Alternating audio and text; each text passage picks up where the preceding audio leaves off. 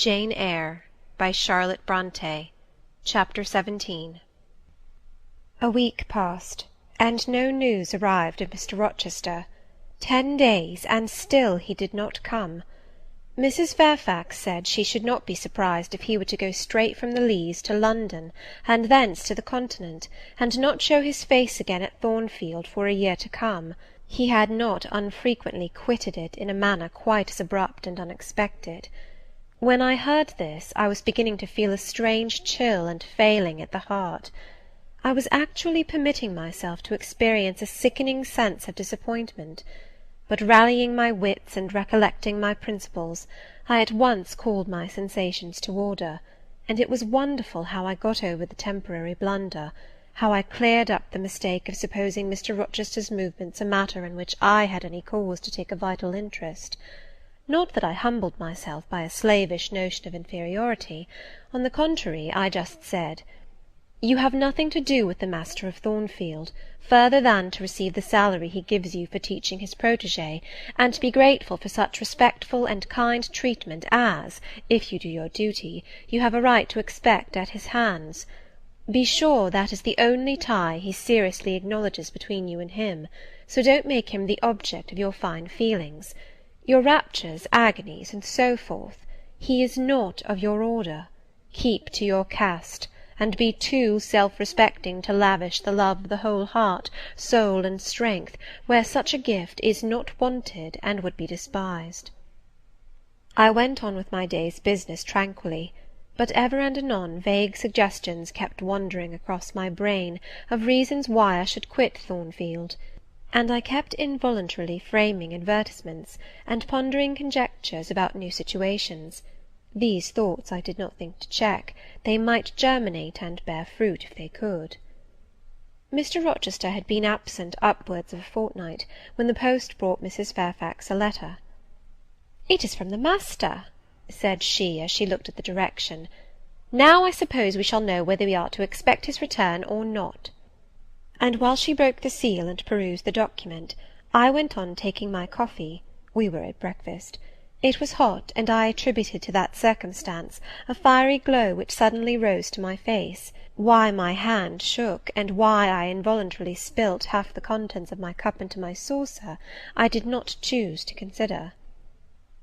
"Well, I sometimes think we are too quiet, but we run a chance of being busy enough now, for a little while at least," said Mrs. Fairfax, still holding the note before her spectacles. Ere I permitted myself to request an explanation, I tied the string of Adèle's pinafore, which happened to be loose. Having helped her also to another bun, and refilling her mug with milk, I said nonchalantly, "Mr. Rochester is not likely to return soon, I suppose?"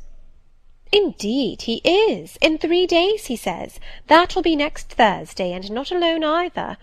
I don't know how many of the fine people at the Leas are coming with him. He sends directions for all the best bedrooms to be prepared, and the library and drawing-rooms are to be cleaned out. I am to get more kitchen hands from the George Inn at Millcote, and from wherever else I can, and the ladies will bring their maids, and gentlemen their valets, so we shall have a full house of it." And Mrs. Fairfax swallowed her breakfast, and hastened away to commence operations. The 3 days were, as she had foretold, busy enough. I had thought all the rooms at Thornfield beautifully clean and well arranged, but it appears I was mistaken. 3 women were got to help, and such scrubbing, such brushing, such washing of paint and beating of carpets, such taking down and putting up of pictures, such polishing of mirrors and lustres, such lighting of fires in bedrooms, such airing of sheets and feather beds on hearths, I never beheld, either before or since. Adèle ran quite wild in the midst of it. The preparations for company and the prospect of their arrival seemed to throw her into ecstasies. She would have Sophie to look over all her toilette, as she called frocks, to furbish up any that were passé, and to air and arrange the new. For herself, she did nothing but caper about in the front chambers, jump on and off the bedstead, and lie on the mattresses and piled up bolsters and pillows before the enormous fires roaring in the chimneys. From school duties she was exonerated. Mrs. Fairfax had pressed me into her service, and I was all day in the store-room, helping, or hindering, her and the cook, learning to make custards and cheesecakes and French pastry, to truss game and garnish dessert dishes. The party were expected to arrive on Thursday afternoon in time for dinner at 6. During the intervening period I had no time to nurse chimeras, and I believe I was as active and gay as anybody, Adele excepted. Still, now and then, I received a damping check to my cheerfulness, and was, in spite of myself, thrown back on the region of doubts and portents, and dark conjectures. This was when I chanced to see the third-story staircase door, which of late had always been kept locked, open slowly, and give passage to the form of Grace Poole, in prim cap, white apron, and handkerchief, when I watched her glide along the gallery, her quiet tread muffled in a list slipper, when I saw her look into the bustling, topsy-turvy bedrooms, just say a word, perhaps, to the charwoman about the proper way to polish a grate, or clean a marble mantelpiece, or take stains from papered walls, and then pass on. She would thus descend to the kitchen once a day, eat her dinner, smoke a moderate pipe on the hearth, and go back, carrying her pot of porter with her, for her private solace, in her own gloomy upper haunt. Only 1 hour in 24 did she pass with her fellow-servants below. All the rest of her time was spent in some low-ceiled oaken chamber of the second story. There she sat and sewed, and probably laughed drearily to herself, as companionless as a prisoner in his dungeon. The strangest thing of all was, that not a soul in the house, except me, noticed her habits, or seemed to marvel at them. No one discussed her position or employment. No one pitied her solitude or isolation. I once indeed overheard part of a dialogue between Leah and one of the charwomen, of which Grace formed the subject. Leah had been saying something I had not caught, and the charwoman remarked, "She gets good wages, I guess." "Yes," said Leah, "I wish I had as good. Not that mine are to complain of. There's no stinginess at Thornfield, but they're not 1/5 of the sum Mrs. Poole receives. And she is laying by. She goes every quarter to the bank at Millcote. I should not wonder but she has enough saved to keep her independent if she liked to leave. But I suppose she got used to the place, and then she's not 40 yet, and strong and able for anything. It is too soon for her to give up business." "She is a good hand, I dare say," said the charwoman. "Ah, she understands what she has to do, nobody better," rejoined Leah significantly. "And it is not every one could fill her shoes, not for all the money she gets." "That it is not," was the reply. "I wonder whether the master—" The charwoman was going on, but here Leah turned and perceived me, and she instantly gave her companion a nudge. "Doesn't she know?" I heard the women whisper. Leah shook her head, and the conversation was of course dropped. All I had gathered from it amounted to this, that there was a mystery at Thornfield, and that from participation in that mystery I was purposely excluded. Thursday came. All work had been completed the previous evening. Carpets were laid down, bed-hangings festooned, radiant white counterpanes spread, toilet-tables arranged, furniture rubbed, flowers piled in vases. Both chambers and saloons looked as fresh and bright as hands could make them. The hall, too, was scoured, and the great carved clock, as well as the steps and banisters of the staircase, were polished to the brightness of glass. In the dining-room the sideboard flashed resplendent with plate. In the drawing-room and boudoir, vases of exotics bloomed on all sides. Afternoon arrived. Mrs. Fairfax assumed her best black satin gown, her gloves, and her gold watch, for it was her part to receive the company, to conduct the ladies to their rooms, etc. Adele, too, would be dressed, though I thought she had little chance of being introduced to the party that day at least. However, to please her, I allowed Sophy to apparel her in one of her short, full muslin frocks. For myself, I had no need to make any change. I should not be called upon to quit my sanctum of the schoolroom. For a sanctum it was now become to me, a very pleasant refuge in time of trouble. It had been a mild, serene spring day, one of those days which, towards the end of March or the beginning of April, rise shining over the earth as heralds of summer. It was drawing to an end now, but the evening was even warm, and I sat at work in the schoolroom with the window open. "It gets late," said Mrs. Fairfax, entering in rustling state. "I am glad I ordered dinner an hour after the time Mr. Rochester mentioned, for it is past 6 now. I have sent John down to the gates to see if there is anything on the road. One can see a long way from thence in the direction of Millcote." She went to the window. "Here he is," said she. "Well, John," leaning out, "any news?" "They're coming, ma'am," was the answer. "They'll be here in 10 minutes." Adele flew to the window. I followed, taking care to stand on one side, so that, screened by the curtain, I could see without being seen. The 10 minutes John had given seemed very long, but at last wheels were heard, 4 equestrians galloped up the drive, and after them came 2 open carriages.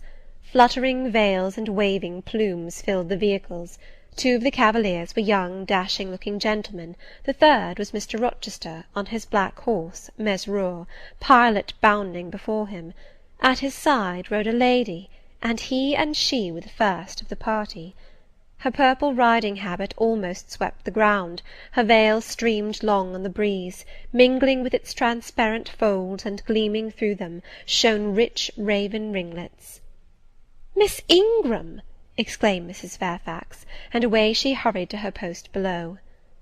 The cavalcade, following the sweep of the drive, quickly turned the angle of the house, and I lost sight of it. Adele now petitioned to go down, but I took her on my knee, and gave her to understand that she must not on any account think of venturing in sight of the ladies, either now or at any other time, unless expressly sent for, that Mr. Rochester would be very angry, etc. Some natural tears she shed on being told this, but as I began to look very grave, she consented at last to wipe them. A joyous stir was now audible in the hall. Gentlemen's deep tones and ladies' silvery accents blent harmoniously together, and distinguishable above all, though not loud, was the sonorous voice of the master of Thornfield Hall, welcoming his fair and gallant guests under his roof. Then light steps ascended the stairs, and there was a tripping through the gallery, and soft cheerful laughs, and opening and closing doors, and for a time a hush. "Elle change de toilette," said Adele, who, listening attentively, had followed every movement, and she sighed. "Chez maman," said she, "quand il y avait du monde, je le suivais partout, au salon et à leur chambre. Souvent, je regardais les femmes de chambre coiffer et habiller les dames, et c'était si amusant. Comme cela on apprend." "Don't you feel hungry, Adele?" "Mais oui, mademoiselle, voilà 5 ou 6 heures que nous n'avons pas mangé." "Well now, while the ladies are in their rooms, I will venture down and get you something to eat." And issuing from my asylum with precaution, I sought a back stairs which conducted directly to the kitchen. All in that region was fire and commotion. The soup and fish were in the last stage of projection, and the cook hung over her crucibles in a frame of mind and body threatening spontaneous combustion. In the servants' hall 2 coachmen and 3 gentlemen's gentlemen stood or sat round the fire.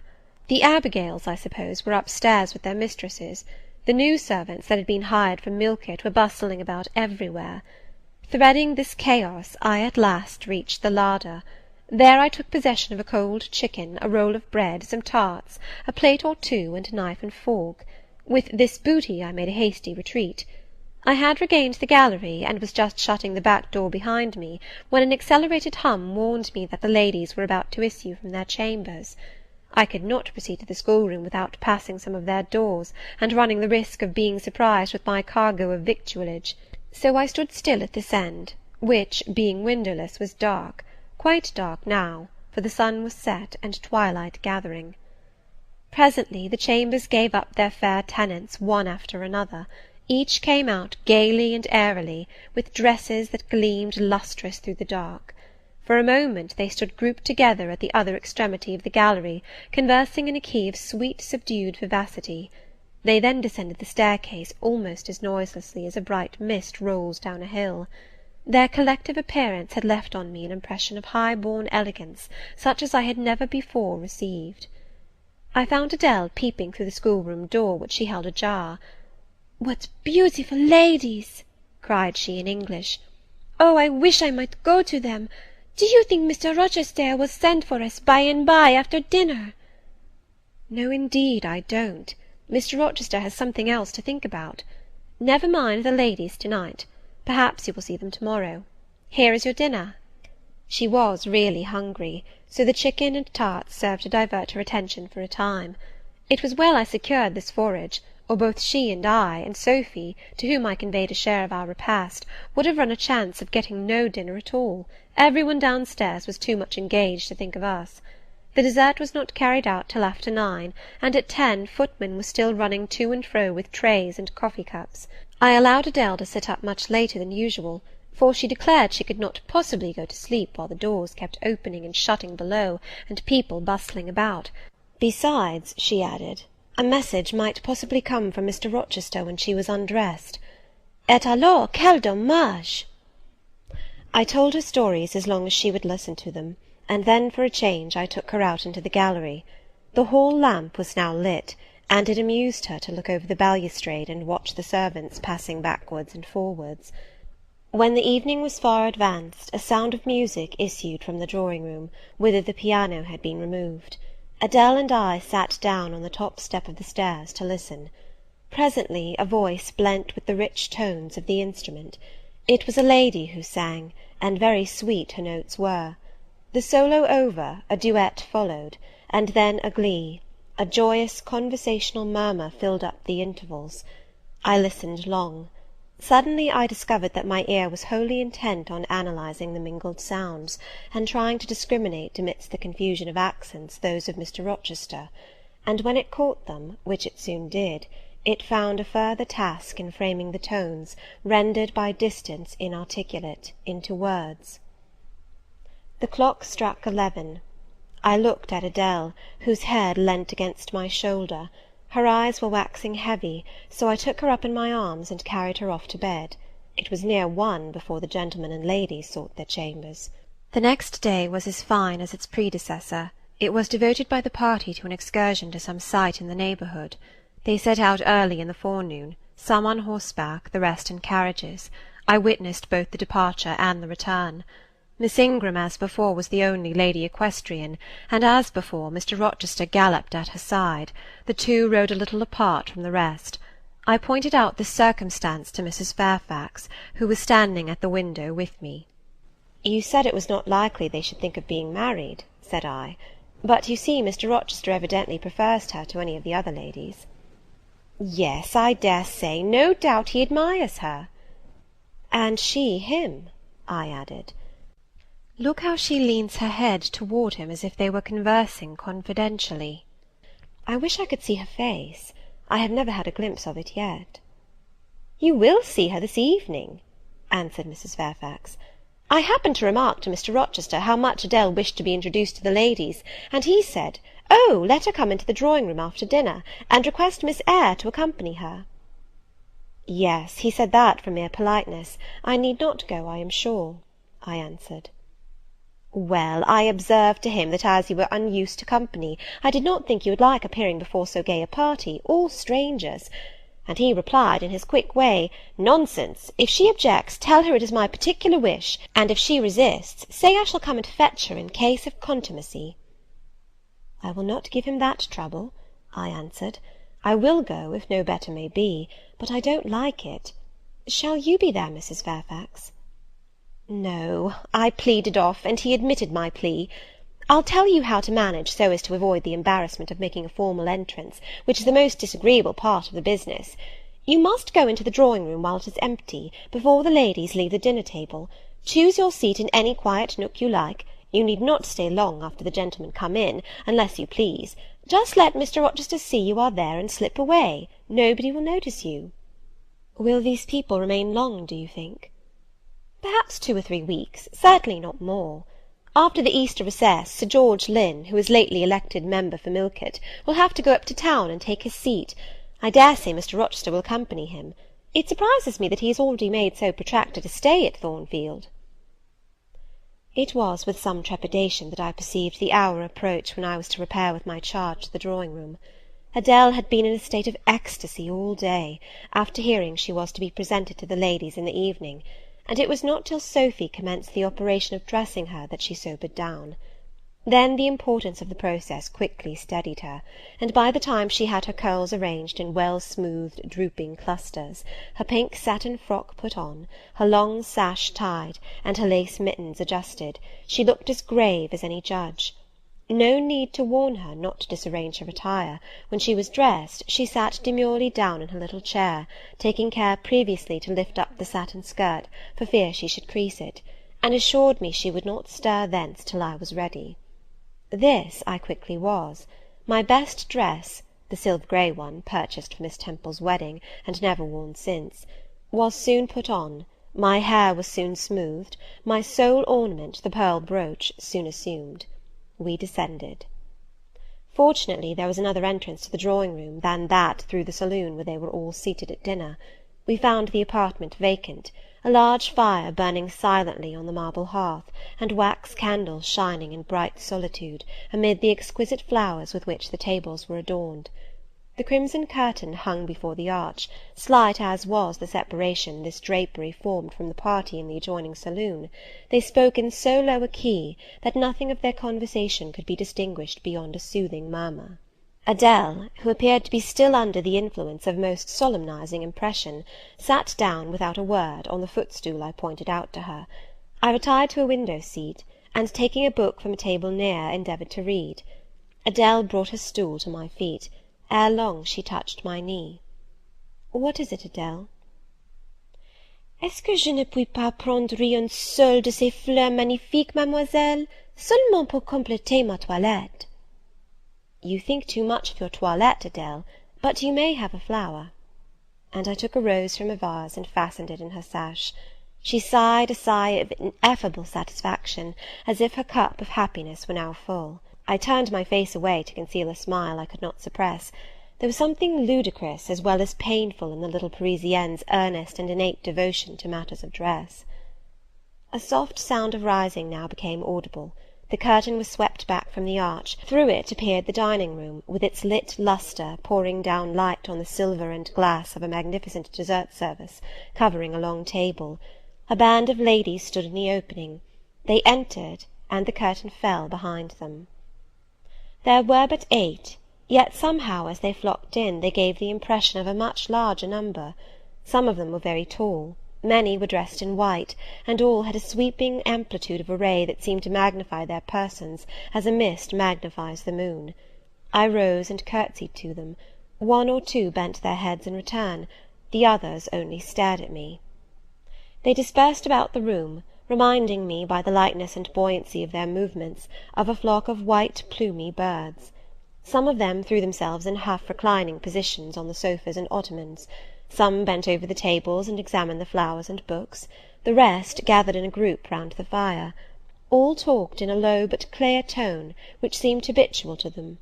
I knew their names afterwards, and may as well mention them now. First there was Mrs. Eshton and 2 of her daughters. She had evidently been a handsome woman, and was well preserved still. Of her daughters, the eldest, Amy, was rather little, naive and childlike in face and manner, and piquant in form. Her white muslin dress and blue sash became her very well. The second, Louisa, was taller and more elegant in figure, with a very pretty face, of that order the French term minois chiffonnier. Both sisters were fair as lilies. Lady Lynn was a stout and large personage of about 40, very erect, very haughty-looking, richly dressed in a satin robe of changeful sheen.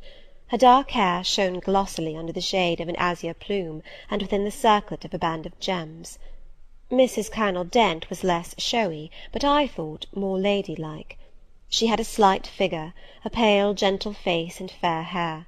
Her black satin dress, her scarf of rich foreign lace, and her pearl ornaments pleased me better than the rainbow radiance of the titled dame. But the 3 most distinguished, partly perhaps because the tallest figures of the band, were the Dowager Lady Ingram and her daughters, Blanche and Mary. They were all 3 of the loftiest stature of women. The Dowager might be between 40 and 50. Her shape was still fine, her hair, by candlelight at least, was still black. Her teeth, too, were still apparently perfect. Most people would have termed her a splendid woman of her age, and so she was, no doubt, physically speaking. But then there was an expression of almost insupportable haughtiness in her bearing and countenance. She had Roman features and a double chin, disappearing into a throat like a pillar. These features appeared to me not only inflated and darkened, but even furrowed with pride. and the chin was sustained by the same principle, in a position of almost preternatural erectness. She had, likewise, a fierce and a hard eye. It reminded me of Mrs. Reed's. She mouthed her words in speaking. Her voice was deep, its inflections very pompous, very dogmatical, very intolerable, in short. A crimson velvet robe and a shawl turban of some gold-wrought Indian fabric invested her, I suppose she thought, with a truly imperial dignity. Blanche and Mary were of equal stature, straight and tall as poplars. Mary was too slim for her height, but Blanche was moulded like a Dian. I regarded her, of course, with special interest. First, I wished to see whether her appearance accorded with Mrs. Fairfax's description; secondly, whether it at all resembled the fancy miniature I had painted of her; and thirdly, it will out, whether it was such as I should fancy likely to suit Mr. Rochester's taste. As far as person went, she answered point for point, both to my picture and Mrs. Fairfax's description. The noble bust, the sloping shoulders, the graceful neck, the dark eyes and black ringlets were all there. But her face was like her mother's, her youthful unfurrowed likeness, the same low brow, the same high features, the same pride. It was not, however, so saturnine a pride. She laughed continually. Her laugh was satirical, and so was the habitual expression of her arched and haughty lip. Genius is said to be self-conscious. I cannot tell whether Miss Ingram was a genius, but she was self-conscious, remarkably self-conscious indeed. She entered into a discourse on botany with the gentle Mrs. Dent. It seemed Mrs. Dent had not studied that science, though, as she said, she liked flowers, especially wild ones. Miss Ingram had, and she ran over its vocabulary with an air. I presently perceived she was, what is vernacularly termed, trailing Mrs. Dent, that is, playing on her ignorance. Her trail might be clever, but it was decidedly not good-natured. She played, her execution was brilliant, she sang, her voice was fine, she talked French apart to her mamma, and she talked it well, with fluency and with a good accent. Mary had a milder and more open countenance than Blanche, softer features too, and a skin some shades fairer. Miss Ingram was as dark as a Spaniard, but Mary was deficient in life. Her face lacked expression, her eye lustre. She had nothing to say, and having once taken her seat, remained fixed like a statue in its niche. The sisters were both attired in spotless white. And did I now think Miss Ingram such a choice as Mr. Rochester would be likely to make? I could not tell. I did not know his taste in female beauty. If he liked the majestic, she was the very type of majesty. Then she was accomplished, sprightly. Most gentlemen would admire her, I thought, and that he did admire her I already seemed to have obtained proof. To remove the last shade of doubt, it remained but to see them together. You are not to suppose, reader, that Adèle has all this time been sitting motionless on the stool at my feet. No, when the ladies entered, she rose, advanced to meet them, made a stately reverence, and said with gravity, "Bonjour, mesdames." And Miss Ingram had looked down at her with a mocking air, and exclaimed, "Oh, what a little puppet!" Lady Lynn had remarked, "It is Mr. Rochester's ward, I suppose, the little French girl he was speaking of." Mrs. Dent had kindly taken her hand, and given her a kiss. Amy and Louisa Eshton had cried out simultaneously, "What a love of a child!" And then they had called her to a sofa, where she now sat, ensconced between them, chattering alternately in French and broken English, absorbing not only the young lady's attention, but that of Mrs. Eshton and Lady Lynn, and getting spoilt to her heart's content. At last coffee is brought in, and the gentlemen are summoned. I sit in the shade, if any shade there be in this brilliantly lit apartment. The window curtain half hides me. Again the arch yawns. They come. The collective appearance of the gentlemen, like that of the ladies, is very imposing. They are all costumed in black. Most of them are tall, some young. Henry and Frederick Lynn are very dashing sparks indeed, and Colonel Dent is a fine soldierly man. Mr. Eshton, the magistrate of the district, is gentlemanlike. His hair is quite white, his eyebrows and whiskers still dark, which gives him something of the appearance of a père noble de théâtre. Lord Ingram, like his sisters, is very tall.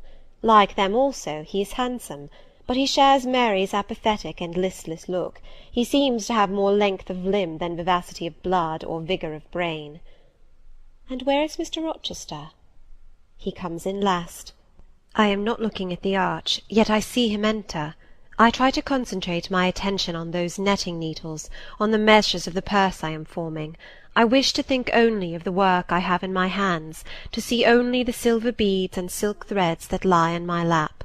Whereas I distinctly behold his figure, and I inevitably recall the moment when I last saw it, just after I had rendered him what he deemed an essential service, and he, holding my hand and looking down on my face, surveyed me with eyes that revealed a heart full and eager to overflow, in whose emotions I had a part.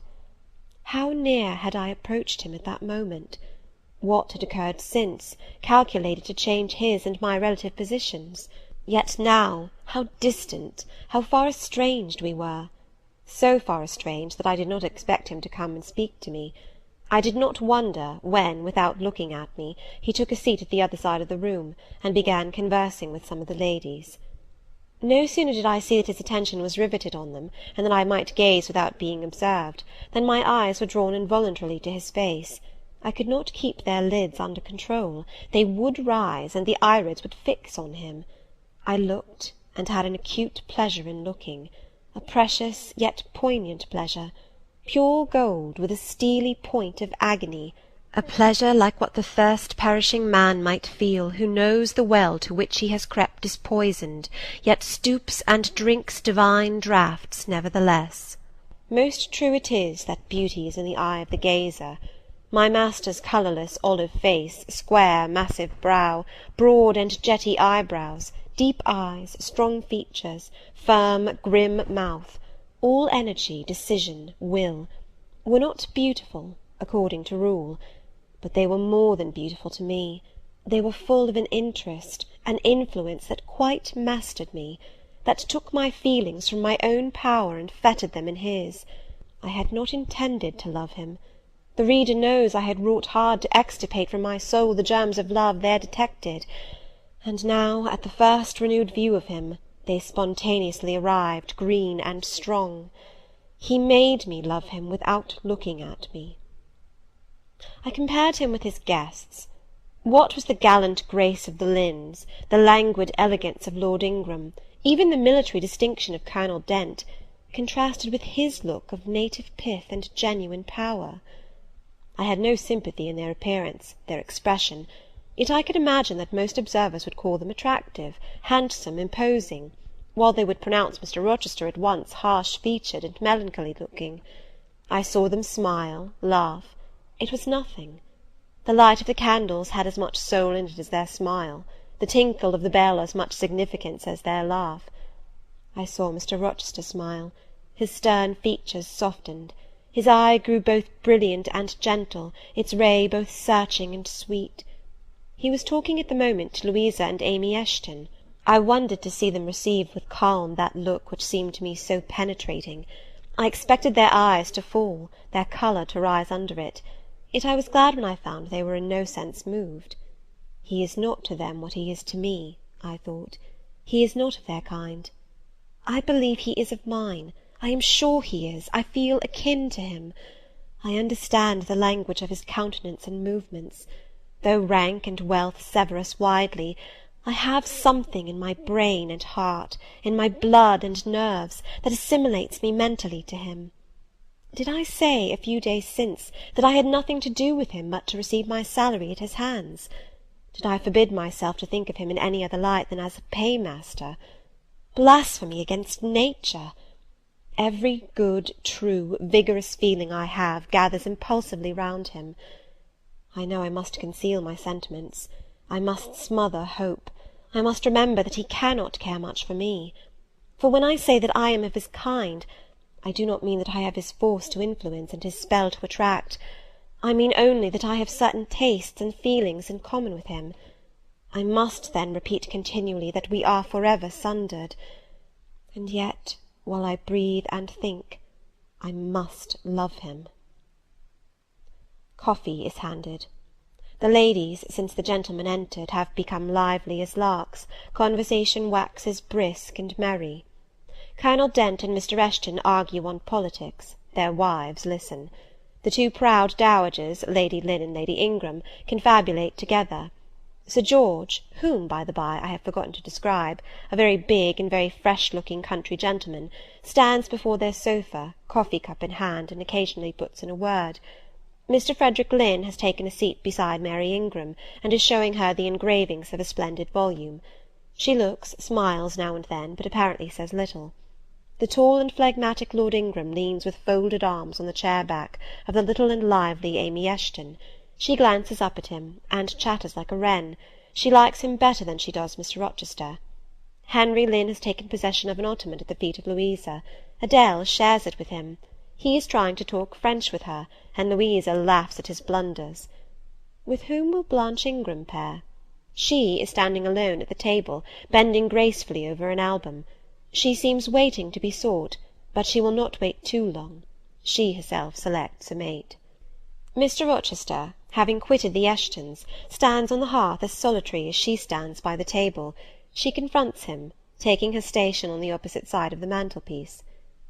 "Mr. Rochester, I thought you were not fond of children." "Nor am I." "Then what induced you to take charge of such a little doll as that?" pointing to Adele. "Where did you pick her up?" "I did not pick her up. She was left on my hands." "You should have sent her to school." "I could not afford it. Schools are so dear." "Why, I suppose you have a governess for her. I saw a person with her just now. Is she gone? Oh, no, there she is still, behind the window-curtain. You pay her, of course. I should think it quite as expensive, more so, for you have them both to keep in addition." I feared, or should I say hoped, the allusion to me would make Mr. Rochester glance my way, and I involuntarily shrank further into the shade, but he never turned his eyes. "I have not considered the subject," said he indifferently, looking straight before him. "No, you men never do consider economy and common sense. You should hear mamma on the chapter of governesses.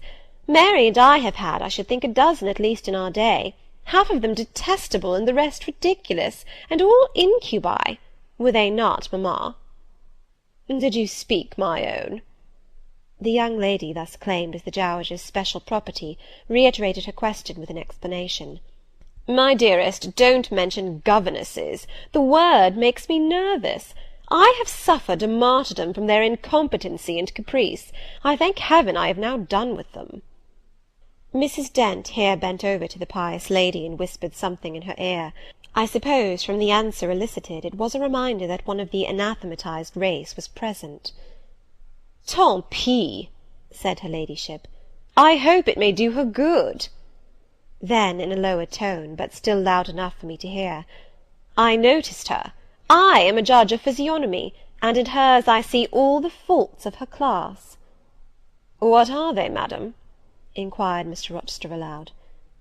"I will tell you in your private ear," replied she, wagging her turban 3 times with portentous significancy.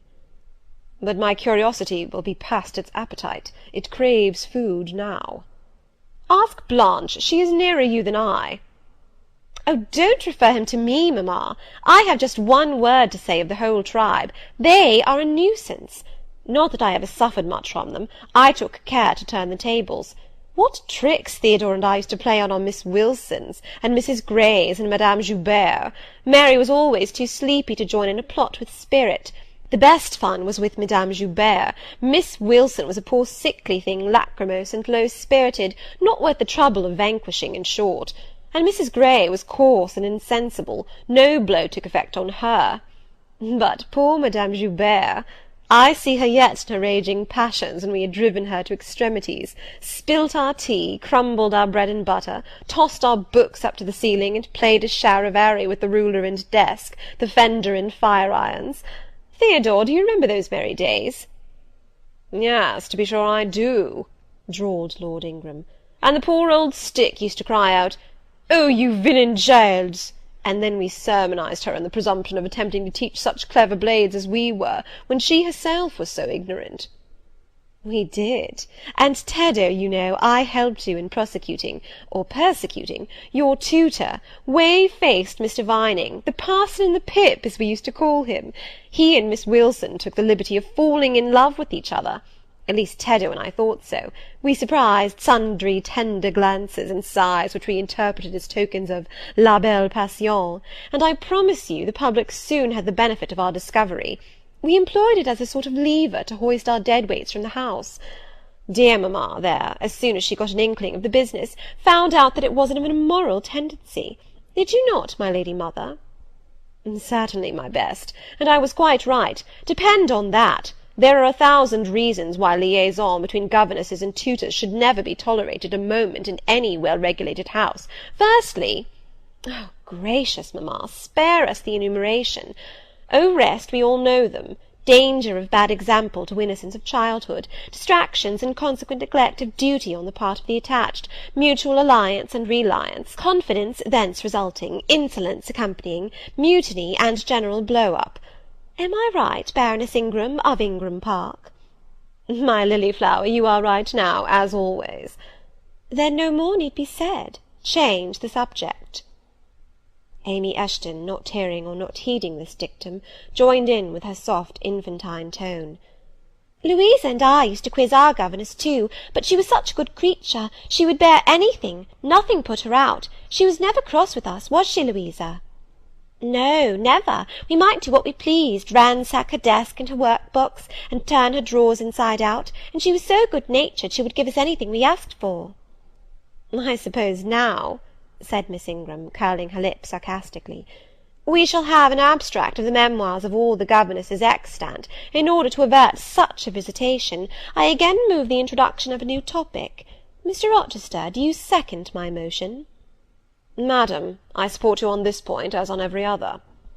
Then on me be the onus of bringing it forward. Signor Edoardo, are you in voice to-night? Donna Bianca, if you command it, I will be.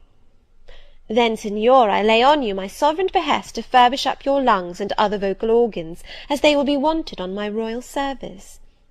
Who would not be the Rizzio of so divine a Mary? A fig for Rizzio, cried she, tossing her head with all its curls as she moved to the piano. It is my opinion the fiddler David must have been an insipid sort of fellow. I like Black Bothwell better.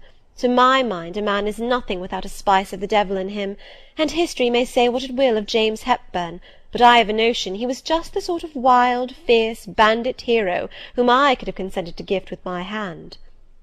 Gentlemen, you hear. Now which of you most resembles Bothwell? cried Mr. Rochester. I should say the preference lies with you, responded Colonel Dent. On my honour, I am much obliged to you, was the reply. Miss Ingram, who had now seated herself with proud grace at the piano, spreading out her snowy robes in queenly amplitude, commenced a brilliant prelude, talking meantime. She appeared to be on her high horse to-night. Both her words and her air seemed intended to excite not only the admiration, but the amazement of her auditors. She was evidently bent on striking them as something very dashing and daring indeed. Oh, I am so sick of the young men of the present day, exclaimed she, rattling away at the instrument. Poor puny things, not fit to stir a step beyond papa's park gates, nor to go even so far without mamma's permission and guardianship. Creatures so absorbed in care about their pretty faces and their white hands and their small feet, as if a man had anything to do with beauty, as if loveliness were not the special prerogative of woman, her legitimate appanage and heritage. I grant an ugly woman is a blot on the fair face of creation, but as to the gentlemen, let them be solicitous to possess only strength and valour. Let their motto be, hunt, shoot, and fight, the rest is not worth a fillip. Such should be my device were I a man. Whenever I marry, she continued, after a pause which none interrupted, I am resolved my husband shall not be a rival, but a foil to me. I will suffer no competitor near the throne. I shall exact an undivided homage. His devotions shall not be shared between me and the shape he sees in his mirror. Mr. Rochester, now sing, and I will play for you. I am all obedience, was the response. Here, then, is a corsair song. Know that I dote on corsairs. and for that reason sing it con spirito." "Commands from Miss Ingram's lips would put spirit into a mug of milk and water." "Take care, then. If you don't please me, I will shame you by showing how such things should be done." "That is offering a premium on incapacity. I shall now endeavour to fail." "Gardez-vous-en bien. If you err willingly, I shall devise a proportionate punishment." "Miss Ingram ought to be clement, for she has it in her power to inflict a chastisement beyond mortal endurance." "Ha! Explain," commanded the lady. "Pardon me, madam, no need of explanation. Your own fine sense must inform you that one of your own frowns would be sufficient substitute for capital punishment." "Sing," said she, and again touching the piano, she commenced an accompaniment in spirited style. Now is my time to slip away, thought I, but the tones that then severed the air arrested me. Mrs. Fairfax had said Mr. Rochester possessed a fine voice. He did, a mellow, powerful bass, into which he threw his own feeling, his own force, finding a way through the ear to the heart, and there waking sensations strangely. I waited till the last deep and full vibration had expired, till the tide of talk, checked an instant, had resumed its flow. I then quitted my sheltered corner and made my exit by the side door, which was fortunately near. Thence a narrow passage led into the hall. In crossing it, I perceived my sandal was loose. I stopped to tie it, kneeling for that purpose on the mat at the foot of the staircase. I heard the dining-room door unclose. A gentleman came out. Rising hastily, I stood face to face with him. It was Mr. Rochester. "How do you do?" he asked. "I am very well, sir." "Why did you not come and speak to me in the room?" I thought I might have retorted the question on him who put it, but I would not take that freedom. I answered, "I did not wish to disturb you, as you seemed engaged, sir." "What have you been doing during my absence?" "Nothing particular. Teaching Adele, as usual." "And getting a good deal paler than you were, as I saw at first sight. What is the matter?" "Nothing at all, sir." "Did you take any cold that night you half drowned me?" "Not the least." "Return to the drawing-room. You are deserting too early." "I am tired, sir." He looked at me for a minute. "And a little depressed?" he said. "What about? Tell me." "Nothing, nothing, sir. I am not depressed." "But I affirm that you are. So much depressed that a few more words would bring tears to your eyes. Indeed, they are there now, shining and swimming, and a bead has slipped from the lash and fallen on to the flag. If I had time, and was not in mortal dread of some prating prig of a servant passing, I would know what all this means. Well, to-night I excuse you. But understand that so long as my visitors stay, I expect you to appear in the drawing-room every evening. It is my wish. Don't neglect it.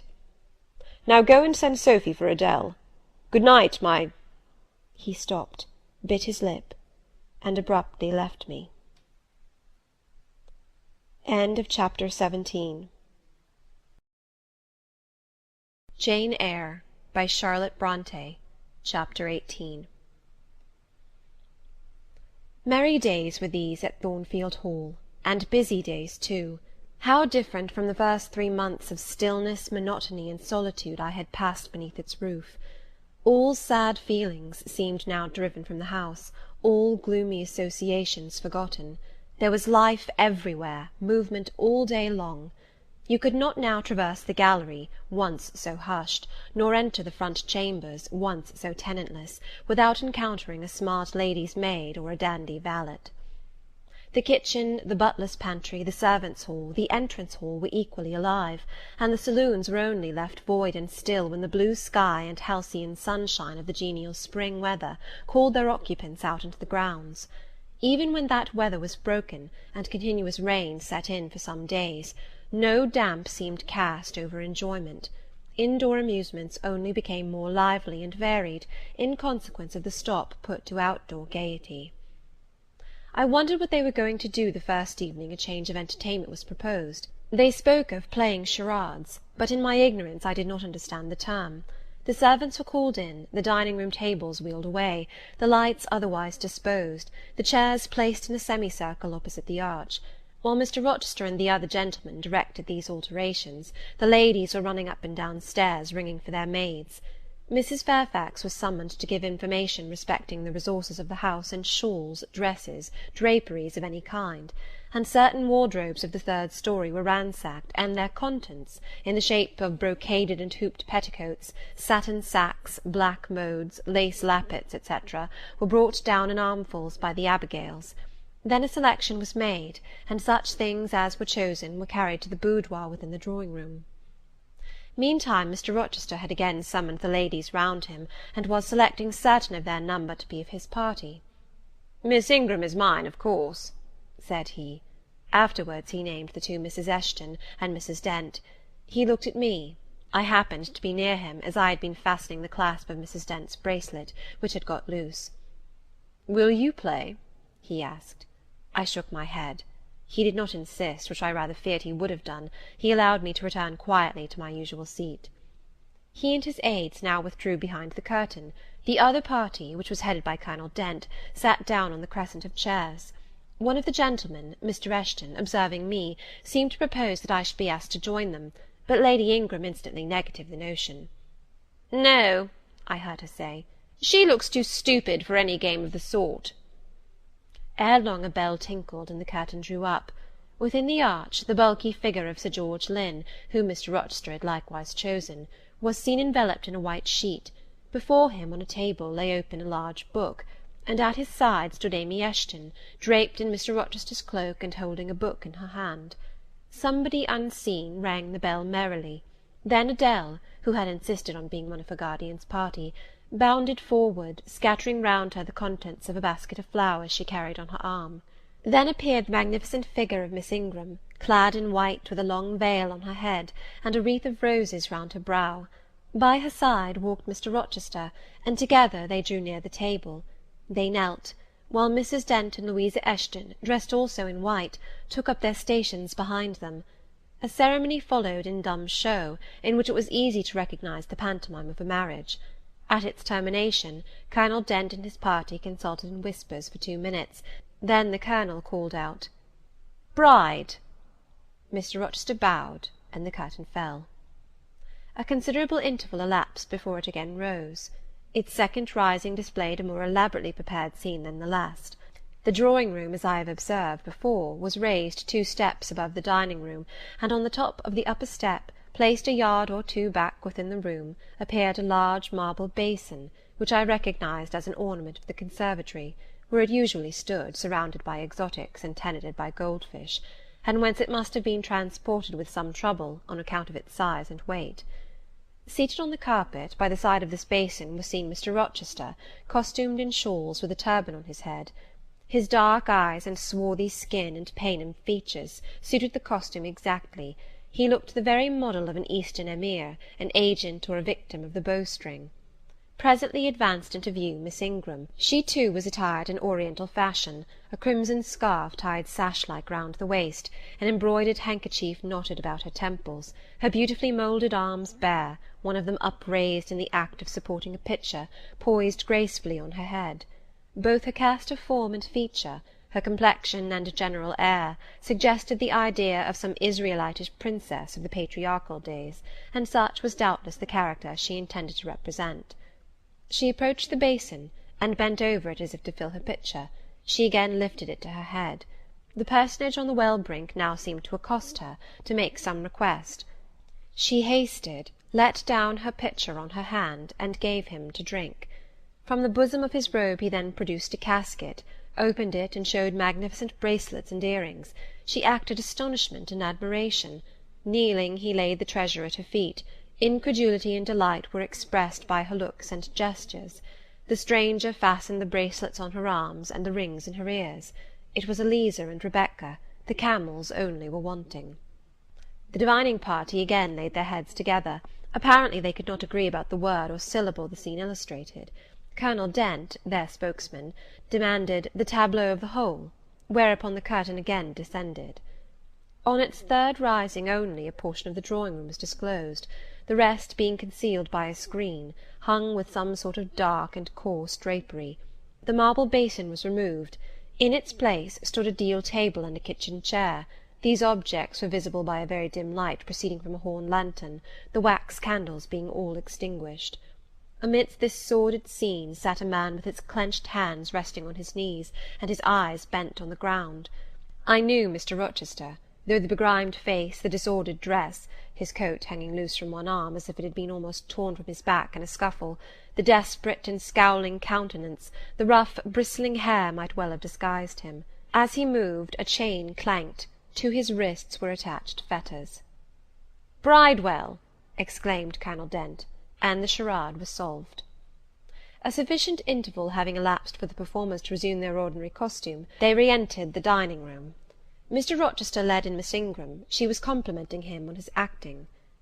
"Do you know," said she, "that of the three characters I liked you in the last best. Oh, had you but lived a few years earlier, what a gallant gentleman highwayman you would have made!" "Is all the soot washed from my face?" he asked, turning it towards her. "Alas, yes, more's the pity. Nothing could be more becoming to your complexion than that ruffian's rouge." "You would like a hero of the road, then?" "An English hero of the road would be the next best thing to an Italian bandit, and that could only be surpassed by a Levantine pirate." "Well, whatever I am, remember you are my wife. We were married an hour since in the presence of all these witnesses." She giggled, and her colour rose. "Now, Dent," continued Mr. Rochester, "it is your turn." And as the other party withdrew, he and his band took the vacated seats. Miss Ingram placed herself at her leader's right hand. The other diviners filled the chairs on each side of him and her. I did not now watch the actors. I no longer waited with interest for the curtain to rise. My attention was absorbed by the spectators. My eyes, erewhile fixed on the arch, were now irresistibly attracted to the semicircle of chairs. What charade Colonel Dent and his party played, what word they chose, how they acquitted themselves, I no longer remember. But I still see the consultation which followed each scene. I see Mr. Rochester turn to Miss Ingram, and Miss Ingram to him. I see her incline her head towards him, till the jetty curls almost touch his shoulder and wave against his cheek. I hear their mutual whisperings. I recall their interchanged glances, and something even of the feeling roused by the spectacle returns in memory at this moment. I have told you, reader, that I had learnt to love Mr. Rochester. I could not unlove him now, merely because I found that he had ceased to notice me, because I might pass hours in his presence and he would never once turn his eyes in my direction, because I saw all his attentions appropriated by a great lady who scorned to touch me with the hem of her robes as she passed, who, if even her dark and imperious eye fell on me by chance, would withdraw it instantly, as from an object too mean to merit observation.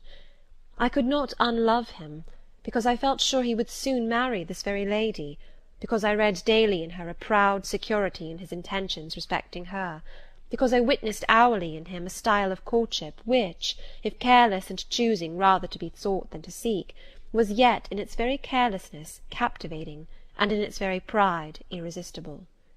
There was nothing to cool or banish love in these circumstances, though much to create despair. Much too, you will think, reader, to engender jealousy, if a woman in my position could presume to be jealous of a woman in Miss Ingram's. But I was not jealous, or very rarely. The nature of the pain I suffered could not be explained by that word. Miss Ingram was a mark beneath jealousy. She was too inferior to excite the feeling. Pardon the seeming paradox. I mean what I say. She was very showy, but she was not genuine. She had a fine person, many brilliant attainments, but her mind was poor, her heart barren by nature. Nothing bloomed spontaneously on that soil, no unforced natural fruit delighted by its freshness. She was not good, she was not original. She used to repeat sounding phrases from books. She never offered nor had an opinion of her own. She advocated a high tone of sentiment, but she did not know the sensations of sympathy and pity. Tenderness and truth were not in her. Too often she betrayed this by the undue vent she gave to a spiteful antipathy she had conceived against little Adele, pushing her away with some contumelious epithet if ever she happened to approach her, sometimes ordering her from the room, and always treating her with coldness and acrimony. Other eyes besides mine watched these manifestations of character, watched them closely, keenly, shrewdly. Yes, the future bridegroom, Mr. Rochester himself, exercised over his intended a ceaseless surveillance, and it was from this sagacity, this guardedness of his, this perfect, clear consciousness of his fair one's defects, this obvious absence of passion in his sentiments towards her, that my ever-torturing pain arose. I saw he was going to marry her, for family, perhaps political reasons, because her rank and connections suited him. I felt he had not given her his love, and that her qualifications were ill adapted to win from him that treasure. This was the point. This was where the nerve was touched and teased. This was where the fever was sustained and fed. She could not charm him. If she had managed the victory at once, and he had yielded and sincerely laid his heart at her feet, I should have covered my face, turned to the wall, and, figuratively, have died to them.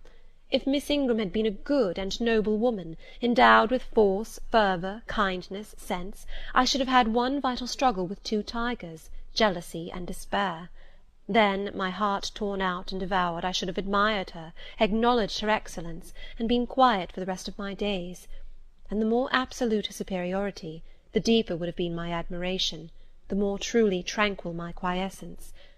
But as matters really stood, to watch Miss Ingram's efforts at fascinating Mr. Rochester, to witness their repeated failure, herself unconscious that they did fail, vainly fancying that each shaft launched hit the mark, and infatuatedly pluming herself on success, when her pride and self-complacency repelled further and further what she wished to allure, to witness this was to be at once under ceaseless excitation and ruthless restraint.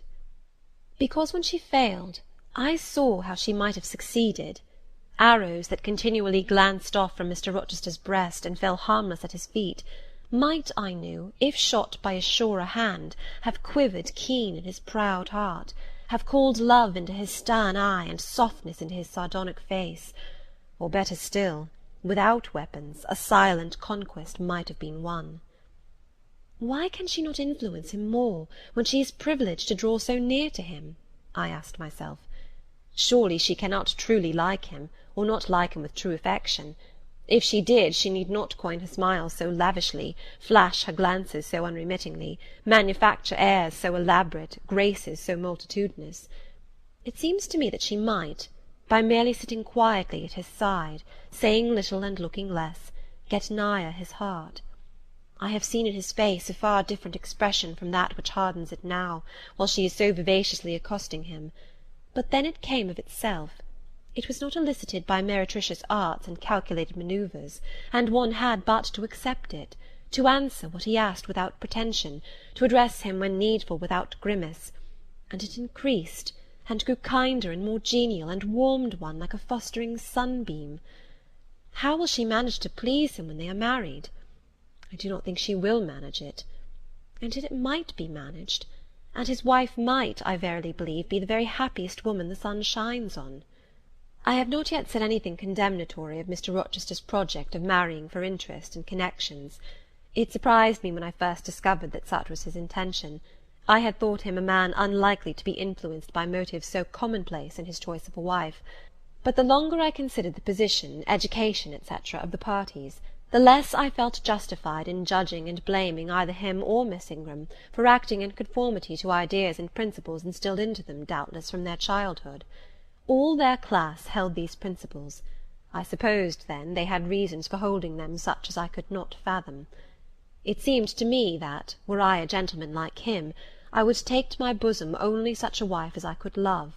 But the very obviousness of the advantages to the husband's own happiness offered by this plan convinced me that there must be arguments against its general adoption, of which I was quite ignorant. Otherwise, I felt sure all the world would act as I wished to act. But in other points, as well as this, I was growing very lenient to my master. I was forgetting all his faults, for which I had once kept a sharp look-out. It had formerly been my endeavour to study all sides of his character, to take the bad with the good, and from the just weighing of both to form an equitable judgment. Now I saw no bad. The sarcasm that had repelled, the harshness that had startled me once, were only like keen condiments in a choice dish. Their presence was pungent, but their absence would be felt as comparatively insipid. And as for the vague something, was it a sinister or a sorrowful, a designing or a desponding expression, that opened upon a careful observer now and then in his eye, and closed again before one could fathom the strange depth partially disclosed, that something which used to make me fear and shrink, as if I had been wandering amongst volcanic-looking hills, and had suddenly felt the ground quiver and seen it gape, that something I at intervals beheld still, and with throbbing heart, but not with palsied nerves. Instead of wishing to shun him, I longed only to dare, to divine it, and I thought Miss Ingram happy, because one day she might look into the abyss at her leisure, explore its secrets, and analyse their nature. Meantime, while I thought only of my master and his future bride, saw only them, heard only their discourse, and considered only their movements of importance, the rest of the party were occupied with their own separate interests and pleasures. The ladies Lynn and Ingram continued to consort in solemn conferences, where they nodded their 2 turbans at each other, and held up their 4 hands in confronting gestures of surprise, or mystery, or horror, according to the theme on which their gossip ran, like a pair of magnified puppets. Mild Mrs. Dent talked with good-natured Mrs. Eshton, and the 2 sometimes bestowed a courteous word or smile on me. Sir George Lynn, Colonel Dent, and Mr. Eshton discussed politics, or county affairs, or justice business. Lord Ingram flirted with Amy Eshton, Louisa played and sang to and with one of the Messrs. Lynn, and Mary Ingram listened languidly to the gallant speeches of the other. Sometimes all, as with one consent, suspended their by-play to observe and listen to the principal actors, for after all Mr. Rochester, and, because closely connected with him, Miss Ingram, were the life and soul of the party. If he was absent from the room an hour, a perceptible dulness seemed to steal over the spirits of his guests, and his re-entrance was sure to give a fresh impulse to the vivacity of conversation.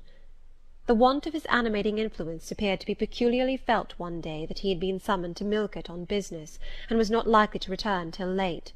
The afternoon was wet. A walk the party had proposed to take to see a gipsy camp, lately pitched on a common beyond Hay, was consequently deferred. Some of the gentlemen were gone to the stables. The younger ones, together with the younger ladies, were playing billiards in the billiard-room. The Dowagers Ingram and Lynn sought solace in a quiet game at cards.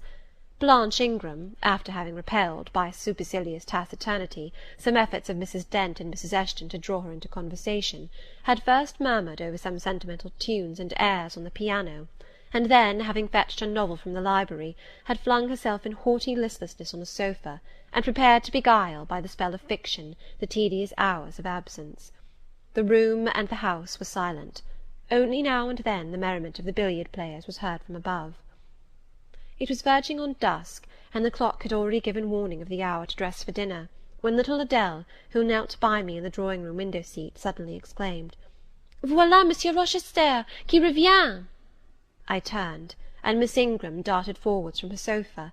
The others, too, looked up from their several occupations, for at the same time a crunching of wheels and a splashing tramp of horse-hoofs became audible on the wet gravel.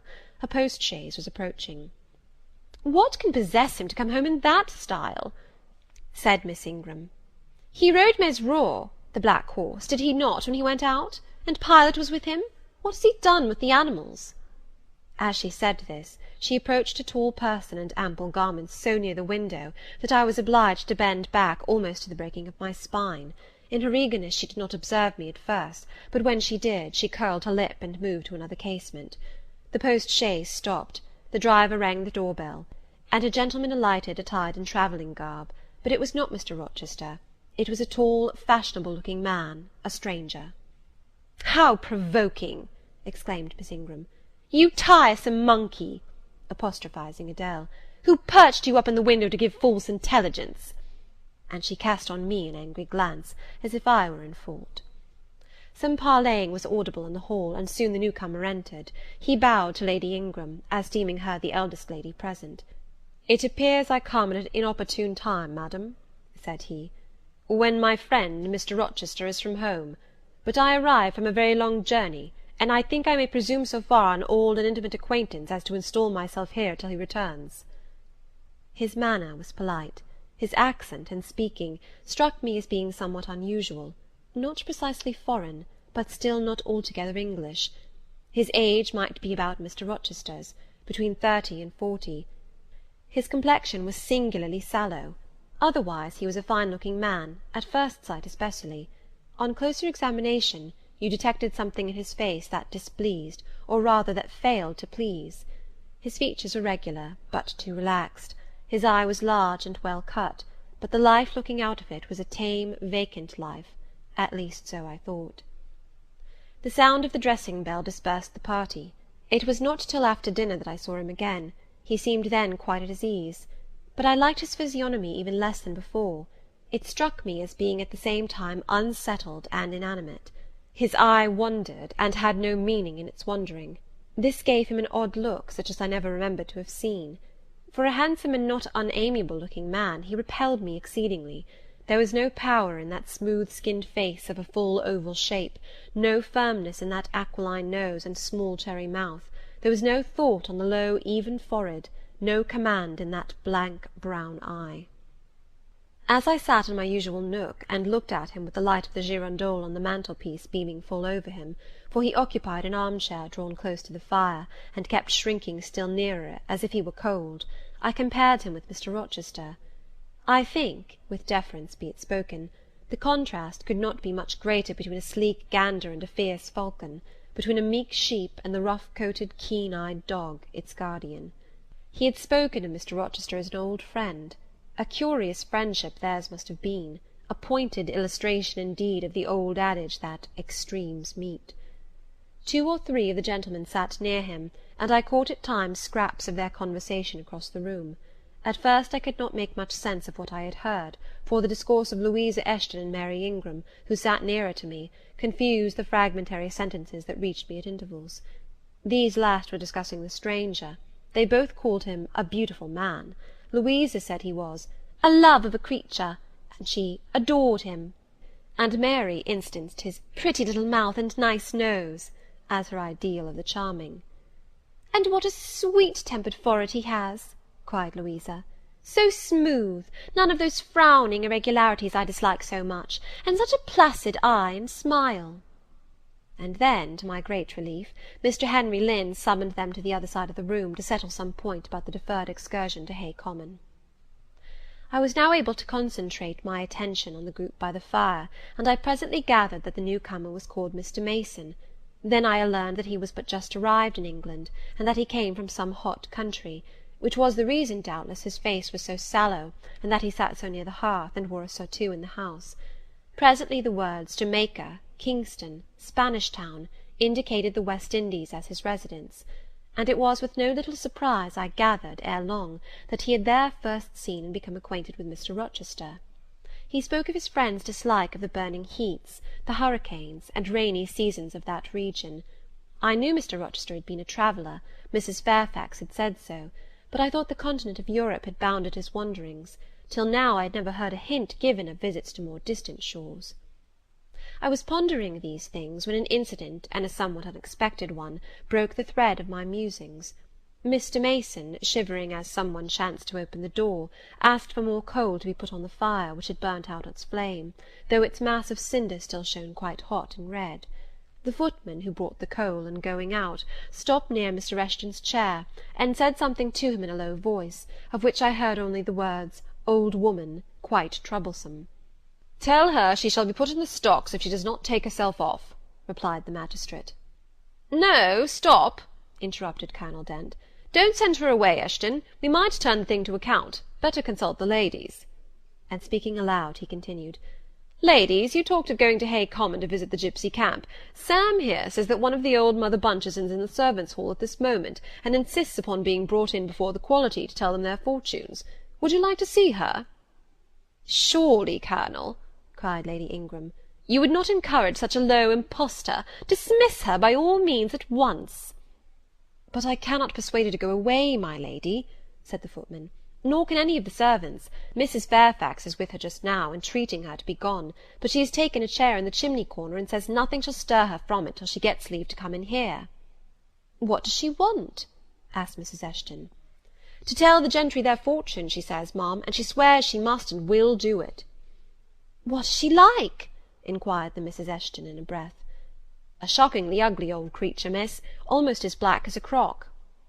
"Why, she's a real sorceress," cried Frederick Lynn. Let us have her in, of course." "To be sure," rejoined his brother. "It would be 1,000 pities to throw away such a chance of fun." "My dear boys, what are you thinking about?" exclaimed Mrs. Lynn. "I cannot possibly countenance any such inconsistent proceeding," chimed in the Dowager Ingram. "Indeed, mamma, but you can and will," pronounced the haughty voice of Blanche, as she turned round on the piano-stool, where till now she had sat silent, apparently examining sundry sheets of music. "I have a curiosity to hear my fortune told, therefore, Sam, order the beldam forward." "My darling Blanche, recollect—" "I do. I recollect all you can suggest, and I must have my will. Quick, Sam!" "Yes, yes, yes!" cried all the juveniles, both ladies and gentlemen. "Let her come, it will be excellent sport." The footman still lingered. "She looks such a rough one," said he. "Go!" ejaculated Miss Ingram, and the man went. Excitement instantly seized the whole party. A running fire of raillery and jest was proceeding when Sam returned. "She won't come now," said he. "She says it's not her mission to appear before the vulgar herd, them's her words. I must show her into a room by herself, and then those who wish to consult her must go to her one by one." "You see now, my queenly Blanche," began Lady Ingram, "she encroaches. Be advised, my angel girl, and—" "Show her into the library, of course," cut in the angel girl. "It is not my mission to listen to her before the vulgar herd either. I mean to have her all to myself. Is there a fire in the library?" "Yes, ma'am, but she looks such a tinkler." "Cease that chatter, blockhead, and do my bidding." Again Sam vanished, and mystery, animation, expectation rose to full flow once more. "She's ready now," said the footman as he reappeared. "She wishes to know who will be her first visitor." "I think I had better just look in upon her before any of the ladies go," said Colonel Dent. "Tell her, Sam, a gentleman is coming." Sam went and returned. "She says, sir, that she'll have no gentlemen. They need not trouble themselves to come near her, nor," he added, with difficulty expressing a titter, "any ladies either, except the young and single." "By Jove, she has taste!" exclaimed Henry Lynn. Miss Ingram rose solemnly. "I go first," she said, in a tone which might have befitted the leader of a forlorn hope, mounting a breach in the van of his men. "Oh, my best, oh, my dearest, pause, reflect!" was her mamma's cry. But she swept past her in stately silence, passed through the door which Colonel Dent held open, and we heard her enter the library. A comparative silence ensued. Lady Ingram thought it le cas to wring her hands, which she did accordingly. Miss Mary declared she felt for her part she never dared venture. Amy and Louisa Eshton tittered under their breath, and looked a little frightened. The minutes passed very slowly. 15 were counted before the library door again opened. Miss Ingram returned to us through the arch. Would she laugh? Would she take it as a joke? All eyes met her with a glance of eager curiosity, and she met all eyes with one of coldness and rebuff. She looked neither flurried nor merry. She walked stiffly to her seat and took it in silence. "Well, Blanche?" said Lord Ingram. "What did she say, sister?" asked Mary. "What did you think? How do you feel? Is she a real fortune-teller?" demanded the Mrs. Eshton. Now, good people," returned Miss Ingram, "don't press upon me. Really, your organs of wonder and credulity are easily excited. You seem, by the importance of you all, my good mamma included, ascribed to this matter, absolutely to believe we have a genuine witch in the house, who is in close alliance with the old gentleman. I have seen a gipsy vagabond. She has practised in hackneyed fashion the science of palmistry, and told me what such people usually tell. My whim is gratified, and now I think Mr. Eshton would do well to put the hag in the stocks to-morrow morning, as he threatened." Miss Ingram took a book, leant back in her chair, and so declined further conversation. I watched her for nearly half an hour. During all that time she never turned a page, and her face grew momently darker, more dissatisfied, and more sourly expressive of disappointment. She had obviously not heard anything to her advantage, and it seemed to me, from her prolonged fits of gloom and taciturnity, that she herself, notwithstanding her professed indifference, attached undue importance to whatever revelations had been made her. Meantime, Mary Ingram, Amy and Louisa Eshton declared they dared not go alone, and yet they all wished to go. A negotiation was opened through the medium of the ambassador, Sam. and after much pacing to and fro, till, I think, the said Sam's calves must have ached with the exercise, permission was at last, with great difficulty, extorted from the rigorous Sybil for the three to wait upon her in a body. Their visit was not so still as Miss Ingram's had been.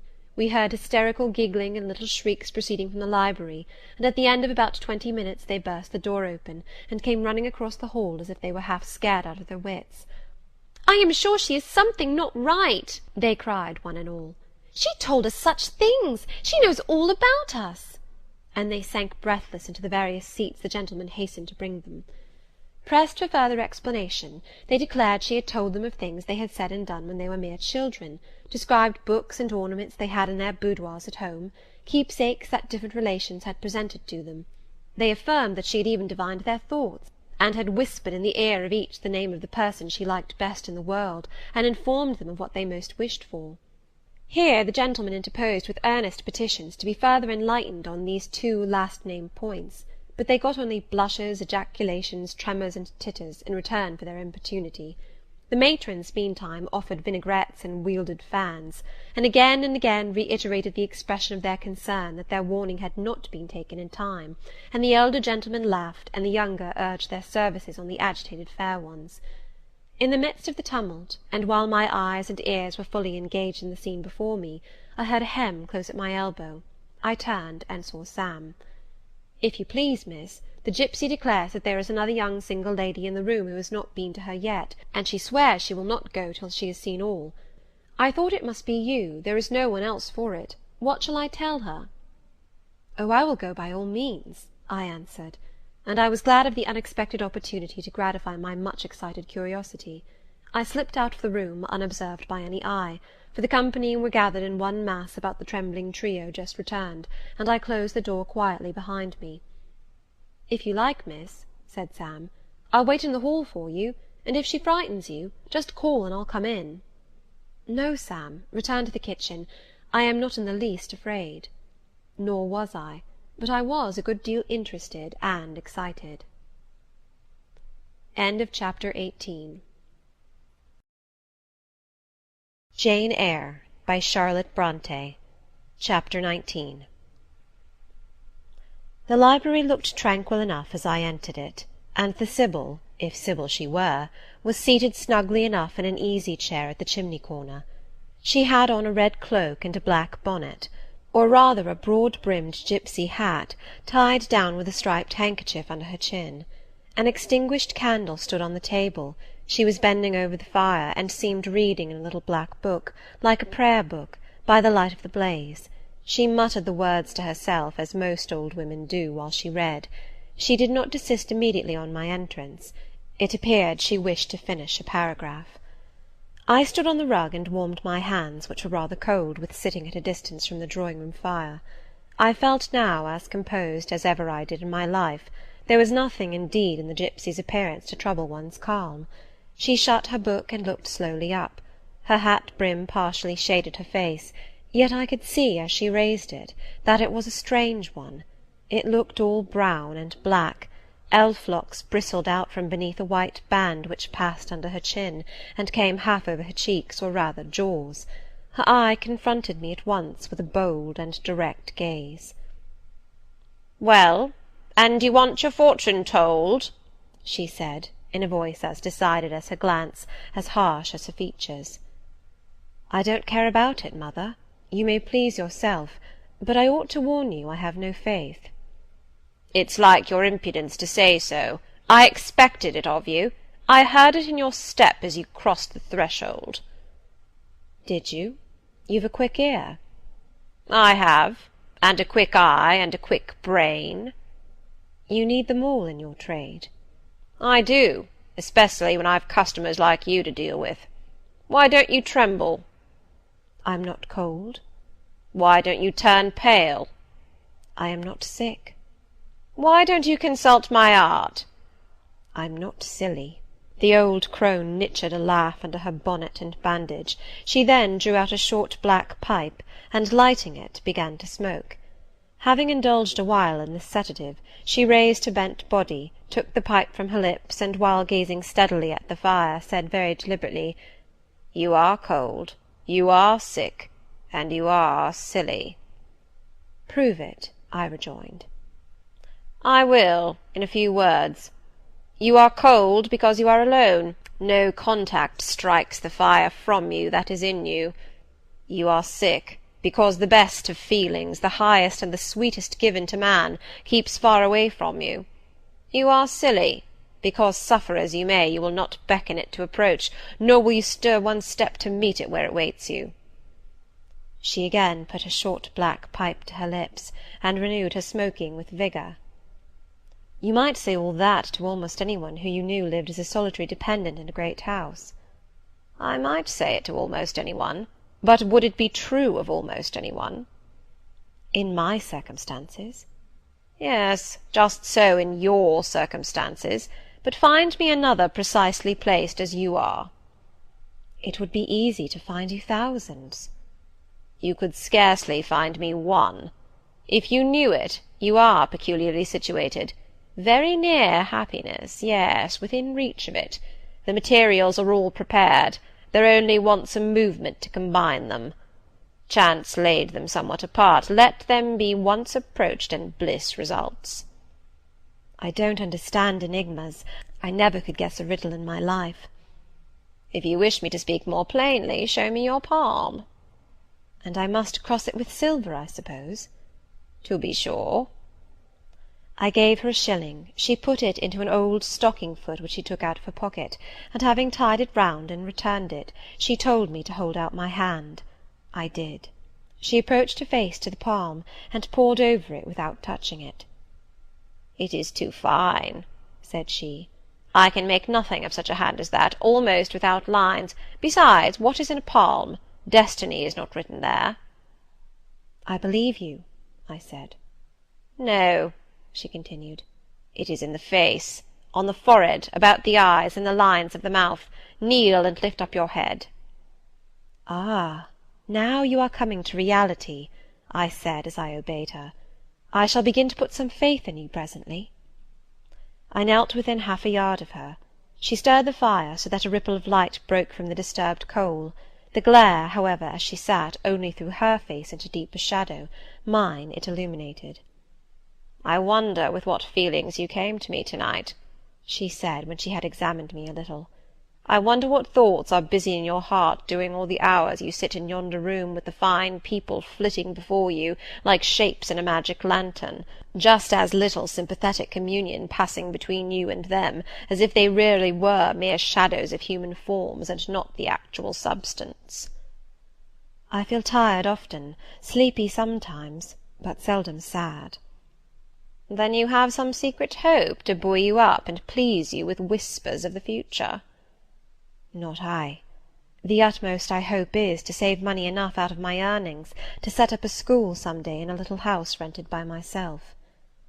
"A mean nutriment for the spirit to exist on, and sitting in that window-seat. You see I know your habits." "You have learned them from the servants."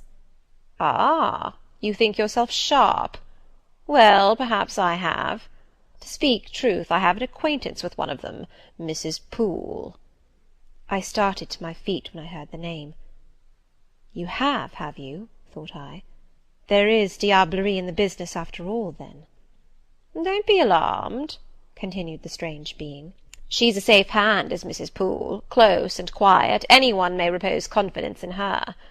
But as I was saying, sitting in that window-seat, do you think of nothing but your future school? Have you no present interest in any of the company who occupy the sofas and chairs before you? Is there not one face you study, one figure whose movements you follow with the least curiosity?" "I like to observe all the faces and all the figures." "But do you never single one out from the rest? Or it may be two?" "I do, frequently. When the gestures or looks of a pair seem telling a tale, it amuses me to watch them." "What tale do you like best to hear?" "Oh, I have not much choice. They generally run on the same theme, courtship, and promise to end in the same catastrophe, marriage." "And do you like that monotonous theme?" "Positively I don't care about it. It is nothing to me." "Nothing to you?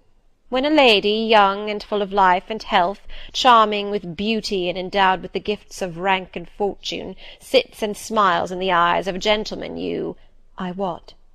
You know, and perhaps think well of. I don't know the gentlemen here. I have scarcely interchanged a syllable with one of them, and as to thinking well of them, I consider some respectable, and stately and middle-aged, and others young, dashing, handsome, and lively, but certainly they are all at liberty to be the recipients of whose smiles they please, without my feeling disposed to consider the transaction of any moment to me. You don't know the gentlemen here? You have not exchanged a syllable with one of them? Will you say that of the master of the house? He is not at home. A profound remark, a most ingenious quibble. He went to milk it this morning, and will be back here to-night or to-morrow. Does that circumstance exclude him from the list of your acquaintance, blot him, as it were, out of existence? No, but I can scarcely see what Mr. Rochester has to do with the theme you had introduced. I was talking of ladies smiling in the eyes of gentlemen, and of late so many smiles have been shed into Mr. Rochester's eyes that they overflow like 2 cups filled above the brim. Have you never remarked that? Mr. Rochester has a right to enjoy the society of his guests. No question about his right. But have you never observed that, of all the tales told here about matrimony, Mr. Rochester has been favoured with the most lively and the most continuous? The eagerness of a listener quickens the tongue of a narrator. I said this rather to myself than to the gipsy, whose strange talk, voice, manner, had by this time wrapped me in a kind of dream. One unexpected sentence came from her lips after another, till I got involved in a web of mystification, and wondered what unseen spirit had been sitting for weeks by my heart, watching its workings, and taking record of every pulse. "Eagerness of a listener," repeated she. "Yes, Mr. Rochester has sat by the hour, his ear inclined to the fascinating lips that took such delight in their task of communicating, and Mr. Rochester was so willing to receive, and looked so grateful for the pastime given him. You have noticed this?" Grateful? I cannot remember detecting gratitude in his face. Detecting? You have analysed, then. And what did you detect, if not gratitude? I said nothing. You have seen love, have you not? And looking forward, you have seen him married, and beheld his bride happy? Not exactly. Your witch's skill is rather at fault sometimes. What the devil have you seen, then? Never mind. I came here to inquire, not to confess. Is it known that Mr. Rochester is to be married? Yes, and to the beautiful Miss Ingram. Shortly? Appearances would warrant that conclusion, and no doubt, though with an audacity that wants chastising out of you, you seem to question it, they will be a superlatively happy pair. He must love such a handsome, noble, witty, accomplished lady, and probably she loves him, or if not his person, at least his purse.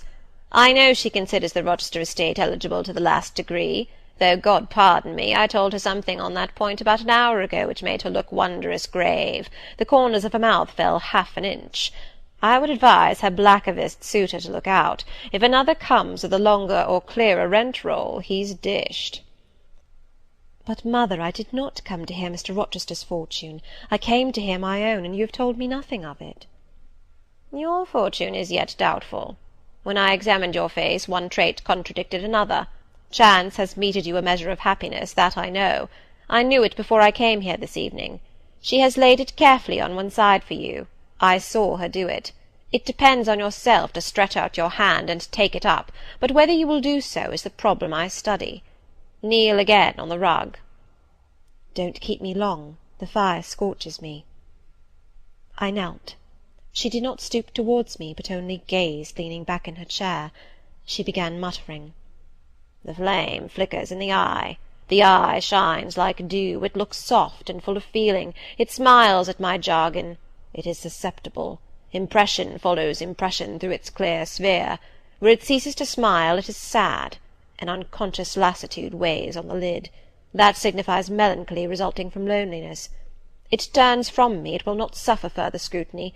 It seems to deny by a mocking glance the truth of the discoveries I have already made, to disown the charge of both sensibility and chagrin. Its pride and reserve only confirm me in my opinion.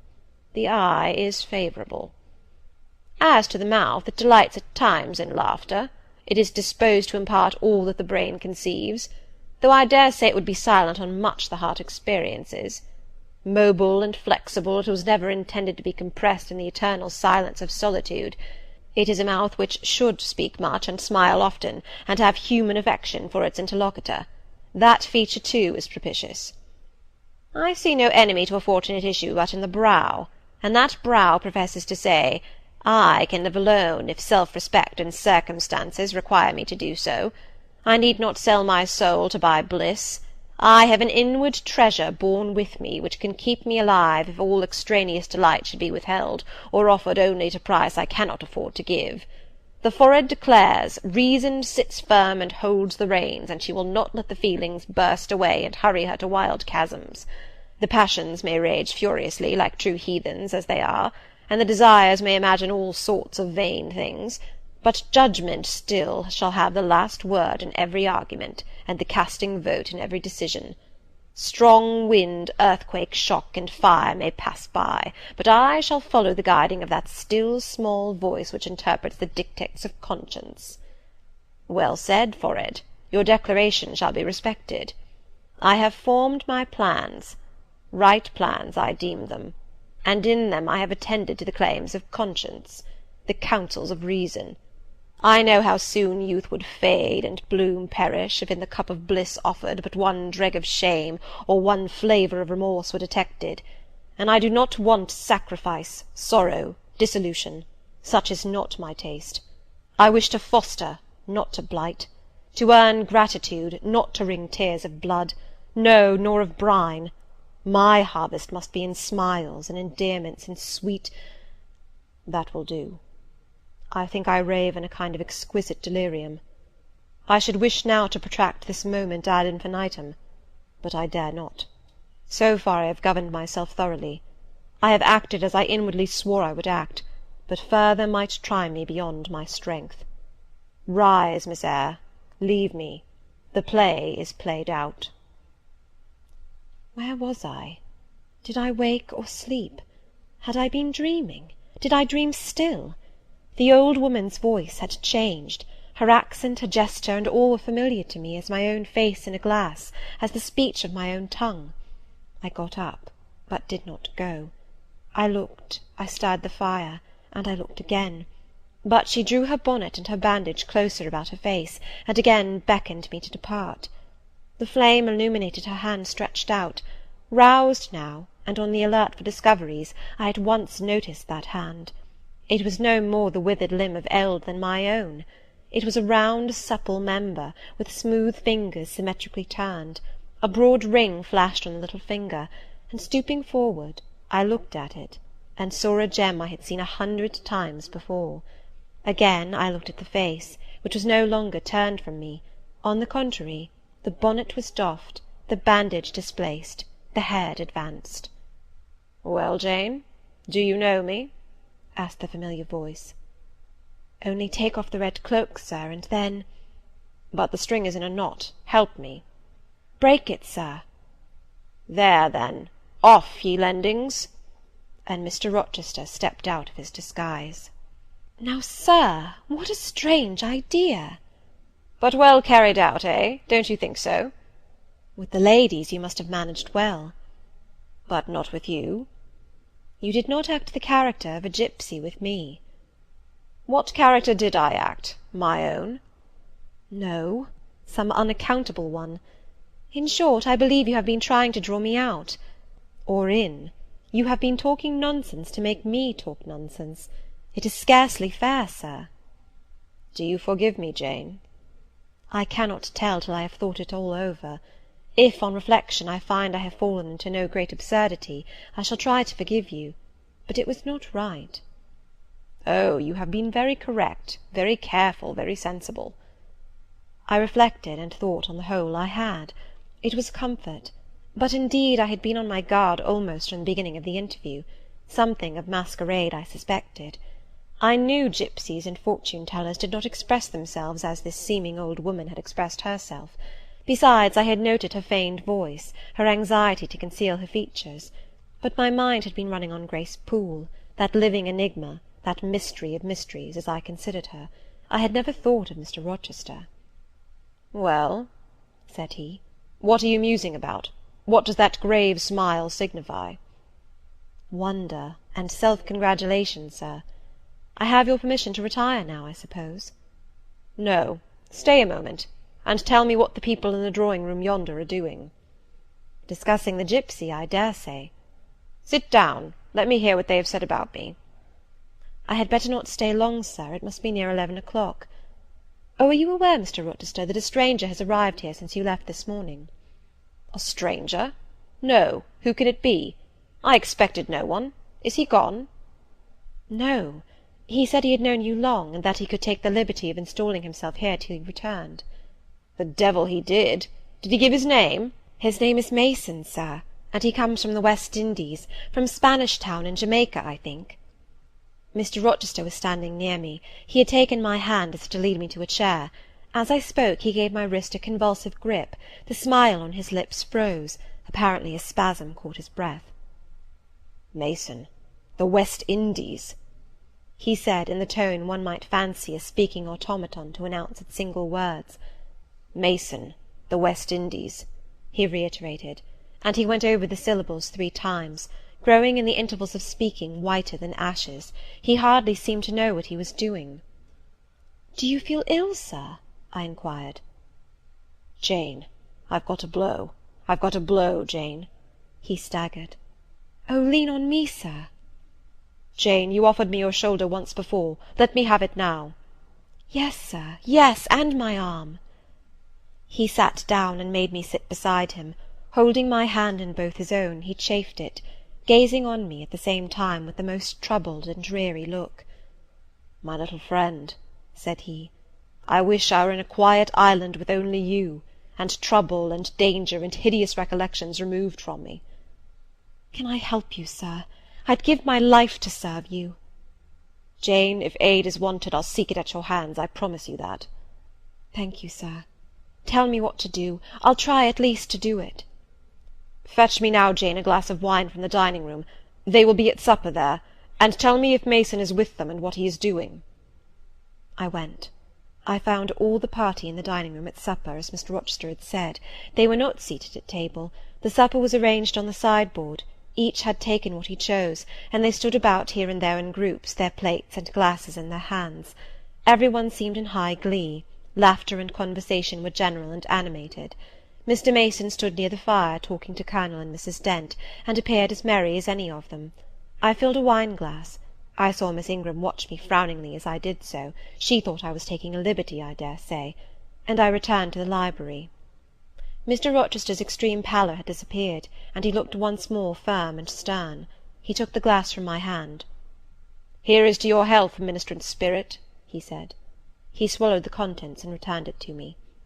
"What are they doing, Jane?" "Laughing and talking, sir." "They don't look grave and mysterious, as if they had heard something strange?" "Not at all. They are full of jests and gaiety." "And Mason?" "He was laughing too." "If all these people came in a body and spat at me, what would you do, Jane?" "Turn them out of the room, sir, if I could." He half smiled. "But if I were to go to them, and they only looked at me coldly, and whispered sneeringly amongst each other, and then dropped off and left me one by one, what then? Would you go with them?" "I rather think not, sir. I should have more pleasure in staying with you." "To comfort me?" "Yes, sir, to comfort you as well as I could." "And if they laid you under a ban for adhering to me?" "I probably should know nothing about their ban, and if I did I should care nothing about it." "Then you could dare censure for my sake?" "I could dare it for the sake of any friend who deserved my adherence, as you, I am sure, do." "Go back now into the room. Step quietly up to Mason, and whisper in his ear that Mr. Rochester has come, and wishes to see him. Show him in here, and then leave me." "Yes, sir." I did his behest. The company all stared at me as I passed straight among them. I sought Mr. Mason, delivered the message, and preceded him from the room. I ushered him into the library, and then I went upstairs. At a late hour, after I had been in bed some time, I heard the visitors repair to their chambers. I distinguished Mr. Rochester's voice, and heard him say, "This way, Mason. This is your room." He spoke cheerfully. The gay tones set my heart at ease. I was soon asleep. Chapter 19. Jane Eyre, by Charlotte Bronte. Chapter 20. I had forgotten to draw my curtain, which I usually did, and also to let down my window blind. The consequence was, that when the moon, which was full and bright, for the night was fine, came in her course to that space in the sky opposite my casement, and looked in at me through the unveiled panes, her glorious gaze roused me. Awaking in the dead of night, I opened my eyes on her disk, silver white and crystal clear. It was beautiful, but too solemn. I half rose, and stretched my arm to draw the curtain. Good God! What a cry! The night, its silence, its rest, was rent in twain by a savage, a sharp, a shrilly sound that ran from end to end of Thornfield Hall. My pulse stopped, my heart stood still, my stretched arm was paralyzed. The cry died, and was not renewed. Indeed, whatever being uttered that fearful shriek could not soon repeat it. Not the widest winged condor in the Andes could, twice in succession, send out such a yell from the cloud shrouding his eyrie. The thing delivering such utterance must rest ere it could repeat the effort. It came out of the third story, for it passed overhead. And overhead, yes, in the room just above my chamber ceiling, I now heard a struggle, a deadly one it seemed from the noise, and a half-smothered voice shouted, "Help! Help! Help!" 3 times rapidly. "Will no one come?" it cried. And then, while the staggering and stamping went on wildly, I distinguished through plank and plaster, "Rochester! Rochester! For God's sake, come!" A chamber door opened, some one ran or rushed along the gallery, another step stamped on the flooring above, and something fell, and there was silence. I had put on some clothes, though horror shook all my limbs. I issued from my apartment. The sleepers were all aroused. Ejaculations, terrified murmurs sounded in every room. Door after door unclosed. One looked out, and another looked out. The gallery filled.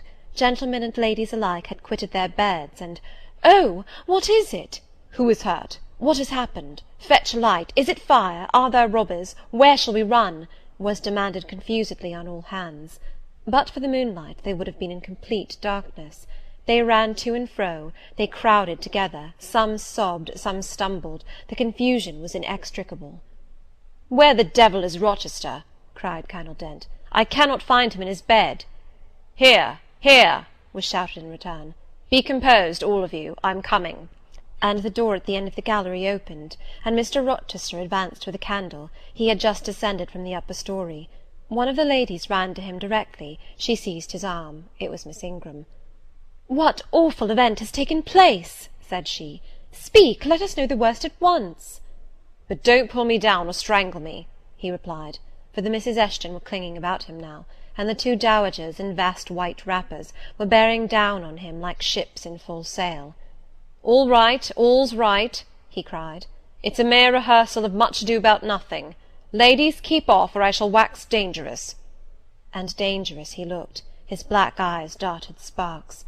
Calming himself by an effort, he added, "A servant has had the nightmare, that is all. She's an excitable, nervous person. She construed her dream into an apparition, or something of the sort, no doubt, and has taken a fit with fright. Now then, I must see you all back into your rooms, for till the house is settled she cannot be looked after. Gentlemen, have the goodness to set the ladies the example. Miss Ingram, I am sure you will not fail in evincing superiority to idle terrors. Amy and Louisa, return to your nests like a pair of doves, as you are. Madame," to the dowagers, "you will take cold to a dead certainty if you stay in this chill gallery any longer." And so, by dint of alternate coaxing and commanding, he contrived to get them all once more enclosed in their separate dormitories. I did not wait to be ordered back to mine, but retreated unnoticed, as unnoticed I had left it. Not, however, to go to bed. On the contrary, I began and dressed myself carefully. The sounds I had heard after the scream, and the words that had been uttered, had probably been heard only by me, for they had proceeded from the room above mine, but they assured me that it was not a servant's dream which had thus struck horror through the house, and that the explanation Mr. Rochester had given was merely an invention framed to pacify his guests. I dressed then to be ready for emergencies. When dressed, I sat a long time by the window, looking out over the silent grounds and silvered fields, and waiting for I knew not what. It seemed to me that some event must follow the strange cry, struggle, and call. No. Stillness returned. Each murmur and movement ceased gradually, and in about an hour Thornfield Hall was again as hushed as a desert. It seemed that sleep and night had resumed their empire. Meantime the moon declined. She was about to set. Not liking to sit in the cold and darkness, I thought I would lie down on my bed, dressed as I was. I left the window, and moved with little noise across the carpet. As I stooped to take off my shoes, a cautious hand tapped low at the door. "Am I wanted?" I asked. "Are you up?" asked the voice I expected to hear, viz., my master's. "Yes, sir." "And dressed?" "Yes." "Come out, then, quietly." I obeyed. Mr. Rochester stood in the gallery holding a light. "I want you," he said. "Come this way. Take your time, and make no noise." My slippers were thin. I could walk the matted floor as softly as a cat. He glided up the gallery and up the stairs, and stopped in the dark low corridor of the fateful third story. I had followed, and stood at his side. "Have you a sponge in your room?" he asked in a whisper. "Yes, sir." "Have you any salts, volatile salts?" "Yes." "Go back and fetch both." I returned, sought the sponge on the washstand, the salts in my drawer, and once more retraced my steps. He still waited. He held a key in his hand. Approaching one of the small black doors, he put it in the lock. He paused, and addressed me again. "You don't turn sick at the sight of blood?" "I think I shall not. I have never been tried yet." I felt a thrill while I answered him, but no coldness and no faintness. "Just give me your hand," he said. "It will not do to risk a fainting fit." I put my fingers into his. "Warm and steady," was his remark. He turned the key and opened the door. I saw a room I remembered to have seen before. The day Mrs. Fairfax showed me over the house. It was hung with tapestry, but the tapestry was now looped up in one part, and there was a door apparent, which had then been concealed. This door was open. A light shone out of the room within. I heard thence a snarling, snatching sound, almost like a dog quarrelling. Mr. Rochester, putting down his candle, said to me, "Wait a minute," and went forward into the inner apartment. A shout of laughter greeted his entrance, noisy at first, and terminating in Grace Poole's own goblin "Ha! ha!" She, then, was there. He made some sort of arrangement without speaking, though I heard a low voice address him. He came out and closed the door behind him. "Here, Jane," he said, and I walked round to the other side of a large bed, which, with its drawn curtains, concealed a considerable portion of the chamber. An easy chair was near the bed-head. A man sat in it, dressed with the exception of his coat. He was still, his head leant back, his eyes were closed. Mr. Rochester held the candle over him. I recognized in his pale and seemingly lifeless face the stranger, Mason. I saw, too, that his linen on one side and one arm was almost soaked in blood. "Hold the candle," said Mr. Rochester, and I took it. He fetched a basin of water from the washstand. "Hold that," said he. I obeyed. He took the sponge, dipped it in, and moistened the corpse-like face. He asked for my smelling bottle, and applied it to the nostrils. Mr. Mason shortly unclosed his eyes. He groaned. Mr. Rochester opened the shirt of the wounded man, whose arm and shoulder were bandaged. He sponged away blood, trickling fast down. "Is there immediate danger?" murmured Mr. Mason. "Pooh! No, a mere scratch. Don't be so overcome, man. Bear up. I'll fetch a surgeon for you now, myself. You'll be able to be removed by morning, I hope.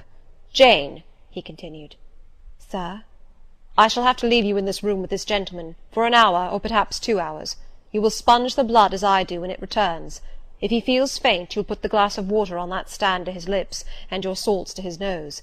You will not speak to him on any pretext. And, Richard, it will be at the peril of your life if you speak to her. Open your lips, agitate yourself, and I'll not answer for the consequences." Again the poor man groaned. He looked as if he dared not move. Fear, either of death or of something else, appeared almost to paralyze him. Mr. Rochester put the now bloody sponge into my hand, and I proceeded to use it as he had done. He watched me a second, then saying, "Remember, no conversation." He left the room. I experienced a strange feeling as the key grated in the lock, and the sound of his retreating steps ceased to be heard. Here then I was in the third story, fastened into one of its mystic cells, night around me, a pale and bloody spectacle under my eyes and hands, a murderess hardly separated from me by a single door. Yes, that was appalling; the rest I could bear, but I shuddered at the thought of Grace Poole bursting out upon me. I must keep to my post, however. I must watch this ghastly countenance, these blue, still lips forbidden to unclose, these eyes now shut, now opening, now wandering through the room, now fixing on me, and ever glazed with the dullness of horror. I must dip my hand again and again in the basin of blood and water, and wipe away the trickling gore. I must see the light of the unsnuffed candle wane on my employment, the shadows darken on the wrought antique tapestry round me, and grow black under the hangings of the vast old bed, and quiver strangely over the doors of a great cabinet opposite, whose front, divided into 12 panels, bore in grim design the heads of the 12 apostles, each enclosed in its separate panel as in a frame, while above them at the top rose an ebon crucifix and a dying Christ. According as the shifting obscurity and flickering gleam hovered here or glanced there, it was now the bearded physician, Luke, that bent his brow, now St. John's long hair that waved, and anon the devilish face of Judas that grew out of the panel, and seemed gathering life and threatened a revelation of the arch-traitor, of Satan himself in his subordinate's form. Amidst all this, I had to listen as well as watch, to listen for the movements of the wild beast or the fiend in yonder side den. But since Mr. Rochester's visit, it seemed spell-bound. All the night I heard but 3 sounds at 3 long intervals, a step creak, a momentary renewal of the snarling canine noise, and a deep human groan. Then my own thoughts worried me. What crime was this that lived incarnate in this sequestered mansion, and could neither be expelled nor subdued by the owner? What mystery that broke out now in fire and now in blood, at the deadest hours of night? What creature was it that, masked in an ordinary woman's face and shape, uttered the voice, now of a mocking demon, and anon of a carrion-seeking bird of prey? And this man I bent over, this commonplace, quiet stranger, how had he become involved in the web of horror? And why had the fury flown at him? What made him seek this quarter of the house at an untimely season, when he should have been asleep in bed? I had heard Mr. Rochester assign him an apartment below. What brought him here? And why now was he so tame under the violence or treachery done him? Why did he so quietly submit to the concealment Mr. Rochester enforce? Why did Mr. Rochester enforce this concealment? His guest had been outraged, his own life on a former occasion had been hideously plotted against, and both attempts he smothered in secrecy and sank in oblivion. Lastly, I saw Mr. Mason was submissive to Mr. Rochester, that the impetuous will of the latter held complete sway over the inertness of the former. The few words which had passed between them assured me of this.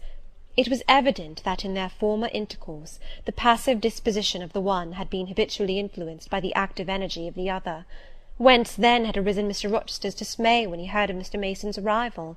Why had the mere name of this unresisting individual, whom his word now sufficed to control like a child, fallen on him, a few hours since, as a thunderbolt might fall on an oak? Oh, I could not forget his look and his paleness when he whispered, "Jane, I have got a blow. I have got a blow, Jane." I could not forget how the arm had trembled which he rested on my shoulder, and it was no light matter which could thus bow the resolute spirit and thrill the vigorous frame of Fairfax Rochester. "When will he come? When will he come?" I cried inwardly, as the night lingered and lingered, as my bleeding patient drooped, moaned, sickened, and neither day nor aid arrived. I had again and again held the water to Mason's white lips, again and again offered him the stimulating salts. My efforts seemed ineffectual. Either bodily or mental suffering, or loss of blood, or all 3 combined, were fast prostrating his strength. He moaned so, and looked so weak, wild, and lost, I feared he was dying, and I might not even speak to him. The candle, wasted at last, went out. As it expired, I perceived streaks of grey light edging the window curtains. Dawn was then approaching. Presently I heard Pilot bark far below, out of his distant kennel in the courtyard. Hope revived. Nor was it unwarranted. In 5 minutes more, the grating key, the yielding lock, warned me my watch was relieved. It could not have lasted more than 2 hours. Many a week has seemed shorter. Mr. Rochester entered, and with him the surgeon he had been to fetch. "Now, Carter, be on the alert," he said to this last. "I give you but half an hour for dressing the wound, fastening the bandages, getting the patient downstairs and all." "But is he fit to move, sir?" "No doubt of it. It is nothing serious. He is nervous. His spirits must be kept up. Come, set to work." Mr. Rochester drew back the thick curtain, drew up the Holland blind, let in all the daylight he could, and I was surprised and cheered to see how far dawn was advanced, what rosy streaks were beginning to brighten the east. Then he approached Mason, whom the surgeon was already handling. "Now, my good fellow, how are you?" he asked. "She's done for me, I fear," was the faint reply. "Not a whit. Courage! This day fortnight you'll hardly be a pin the worse of it. You've lost a little blood, that's all. Carter, assure him there's no danger." "I can do that conscientiously," said Carter, who had now undone the bandages. "Only I wish I could have got here sooner. He would not have bled so much. But how is this? The flesh on the shoulder is torn as well as cut. This wound was not done with a knife. There have been teeth here." "She bit me," he murmured. "She worried me like a tigress when Rochester got the knife from her." "You should not have yielded. You should have grappled with her at once," said Mr. Rochester. "But under such circumstances what could one do?" returned Mason. "Oh, it was frightful," he added, shuddering. "She looked so quiet at first." "I warned you," was his friend's answer. "I said, be on your guard when you go near her. Besides, you might have waited till tomorrow and had me with you. It was mere folly to attempt the interview tonight, and alone." "I thought I could have done some good." "You thought! You thought! Yes, it makes me impatient to hear you. But however, you have suffered, and are likely to suffer enough for not taking my advice, so I'll say no more. Carter, hurry, hurry! The sun will soon rise, and I must have him off." "Directly, sir. The shoulder is just bandaged. I must look to this other wound in the arm. She has had her teeth here too, I think." "She sucked the blood. She said she'd drain my heart," said Mason. I saw Mr. Rochester shudder. A singularly marked expression of disgust, horror, hatred, warped his countenance almost to distortion, but he only said, "Come, be silent, Richard, and never mind her gibberish. Don't repeat it." "I wish I could forget it," was the answer. "You will when you are out of the country. When you get back to Spanish Town, you may think of her as dead and buried, or rather you need not think of her at all." "Impossible to forget this night." "It is not impossible. Have some energy, man. You thought you were as dead as a herring 2 hours since, and you are all alive and talking now. There, Carter has done with you, or nearly so. I'll make you decent in a trice. Jane," he turned to me for the first time since his re-entrance, "take this key, go down to my bedroom, and walk straight forward into my dressing-room. Open the top drawer of the wardrobe, and take out a clean shirt and neck-handkerchief. Bring them here, and be nimble." I went out, sought the repository he had mentioned, found the articles named, and returned with them. "Now," said he, "go to the other side of the bed while I order his toilet. But don't leave the room. You may be wanted again." I retired as directed. "Was anybody stirring below when you went down, Jane?" inquired Mr. Rochester presently. "No, sir, all was very still."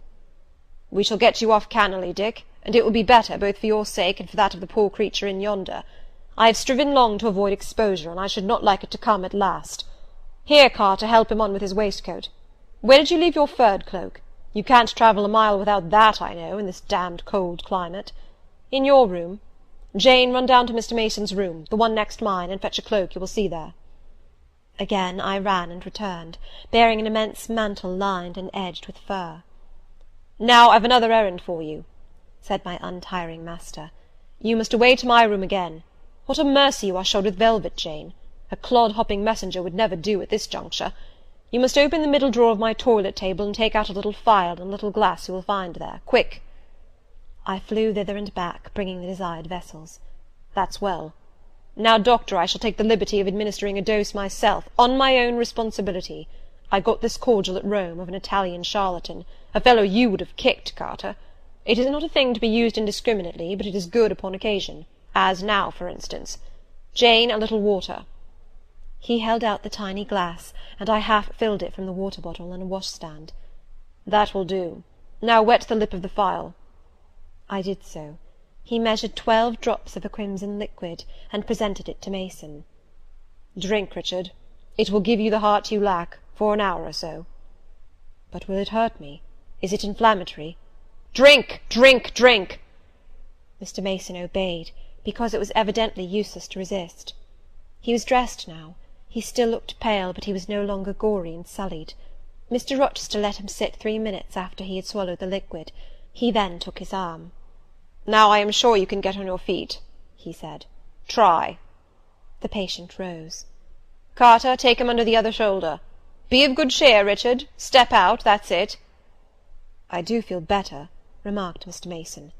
"I am sure you do. Now, Jane, trip on before us away to the back stairs. Unbolt the side passage door, and tell the driver of the post-chaise you will see in the yard, or just outside, for I told him not to drive his rattling wheels over the pavement, to be ready. We are coming. And, Jane, if any one is about, come to the foot of the stairs and hem."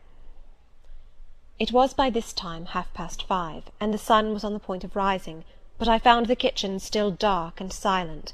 The side passage door was fastened. I opened it with as little noise as possible. All the yard was quiet, but the gates stood wide open, and there was a post-chaise, with horses ready harnessed, and the driver seated on the box, stationed outside. I approached him, and said the gentlemen were coming. He nodded. Then I looked carefully round, and listened. The stillness of early morning slumbered everywhere. The curtains were yet drawn over the servants' chamber windows. Little birds were just twittering in the blossom-blanched orchard trees, whose boughs drooped like white garlands over the wall enclosing one side of the yard. The carriage horses stamped from time to time in their closed stables. All else was still. The gentlemen now appeared. Mason, supported by Mr. Rochester and the surgeon, seemed to walk with tolerable ease. They assisted him into the chaise. Carter followed. "Take care of him," said Mr. Rochester to the latter, "and keep him at your house till he is quite well. I shall ride over in a day or two to see how he gets on. Richard, how is it with you?" "The fresh air revives me, Fairfax." "Leave the window open on his side, Carter. There is no wind. Good-bye, Dick." "Fairfax." "Well, what is it?" "Let her be taken care of. Let her be treated as tenderly as may be. Let her—" He stopped, and burst into tears. "I do my best, and have done it, and will do it," was the answer. He shut up the chaise door, and the vehicle drove away. "Yet would to God there was an end of all this," added Mr. Rochester, as he closed and barred the heavy yard gates. This done, he moved with slow step and abstracted air towards a door in the wall bordering the orchard. I, supposing he had done with me, prepared to return to the house. Again, however, I heard him call, "Jane!" He had opened the portal, and stood at it, waiting for me. "Come where there is some freshness for a few moments," he said. "That house is a mere dungeon. Don't you feel it so?" "It seems to me a splendid mansion, sir." "The glamour of inexperience is over your eyes," he answered, "and you see it through a charmed medium. You cannot discern that the gilding is slime, and the silk draperies cobwebs, that the marble is sordid slate, and the polished woods mere refuse chips and scaly bark. Now here," he pointed to the leafy enclosure we had entered, "all is real, sweet, and pure." He strayed down a walk edged with box, with apple-trees, pear-trees, and cherry-trees on one side, and a border on the other full of all sorts of old-fashioned flowers, stocks, sweet-williams, primroses, pansies, mingled with southernwood, sweet-briar, and various fragrant herbs. They were fresh now as a succession of April showers and gleams, followed by a lovely spring morning, could make them. The sun was just entering the dappled east, and his light illumined the wreathed and dewy orchard trees, and shone down the quiet walks under them. "Jane, will you have a flower?" He gathered a half-blown rose, the first on the bush, and offered it to me. "Thank you, sir." "Do you like this sunrise, Jane? That sky with its high and light clouds, which are sure to melt away as the day waxes warm, this placid and balmy atmosphere?" "I do, very much."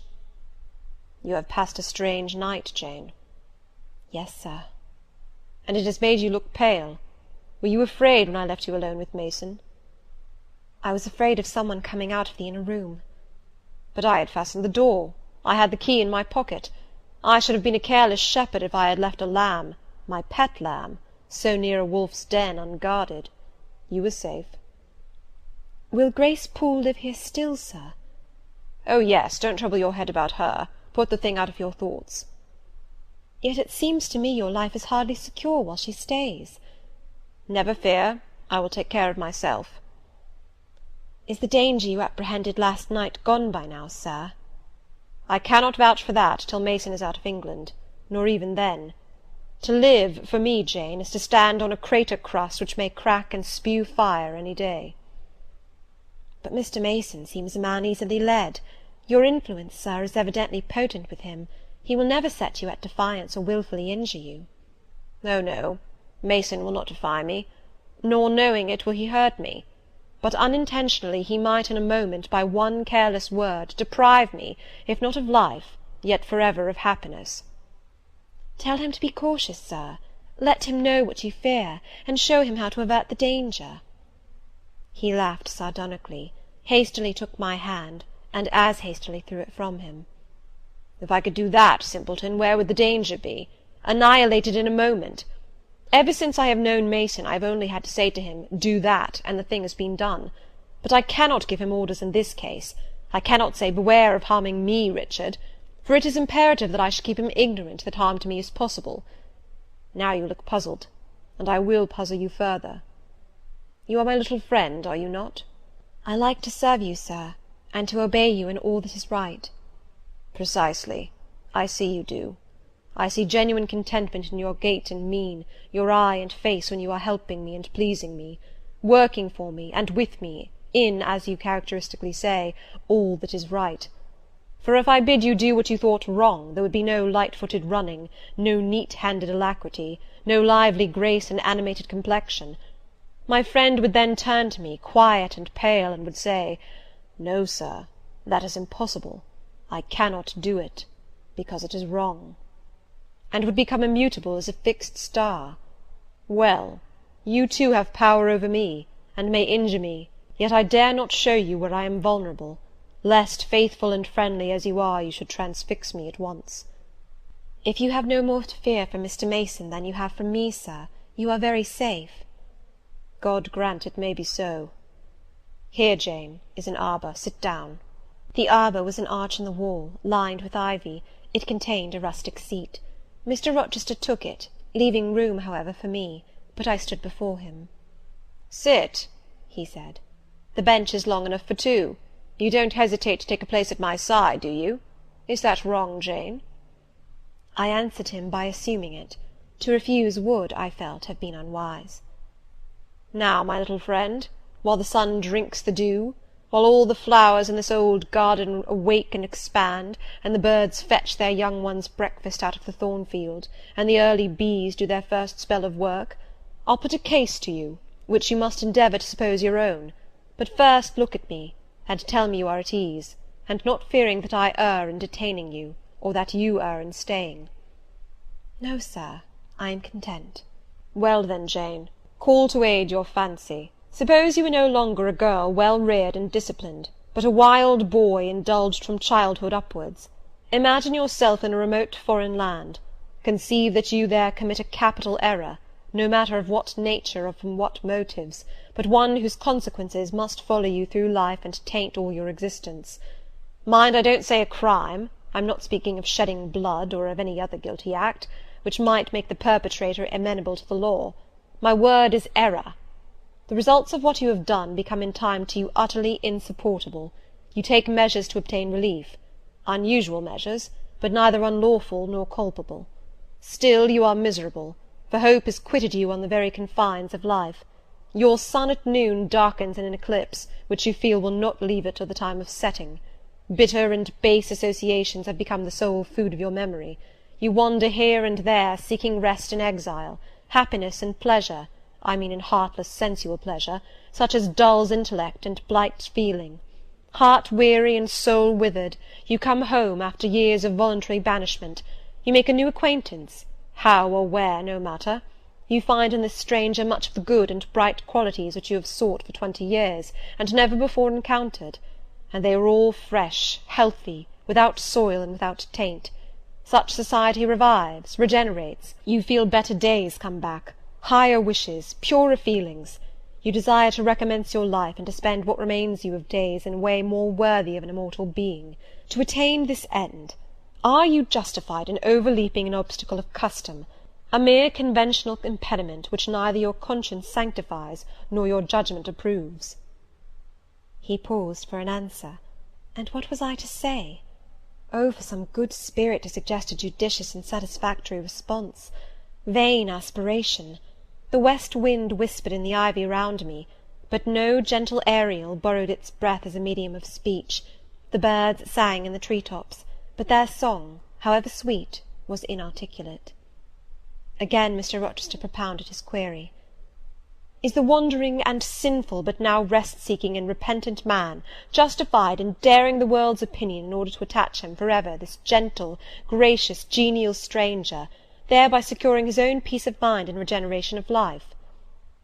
"Sir," I answered, "a wanderer's repose or a sinner's reformation should never depend on a fellow creature.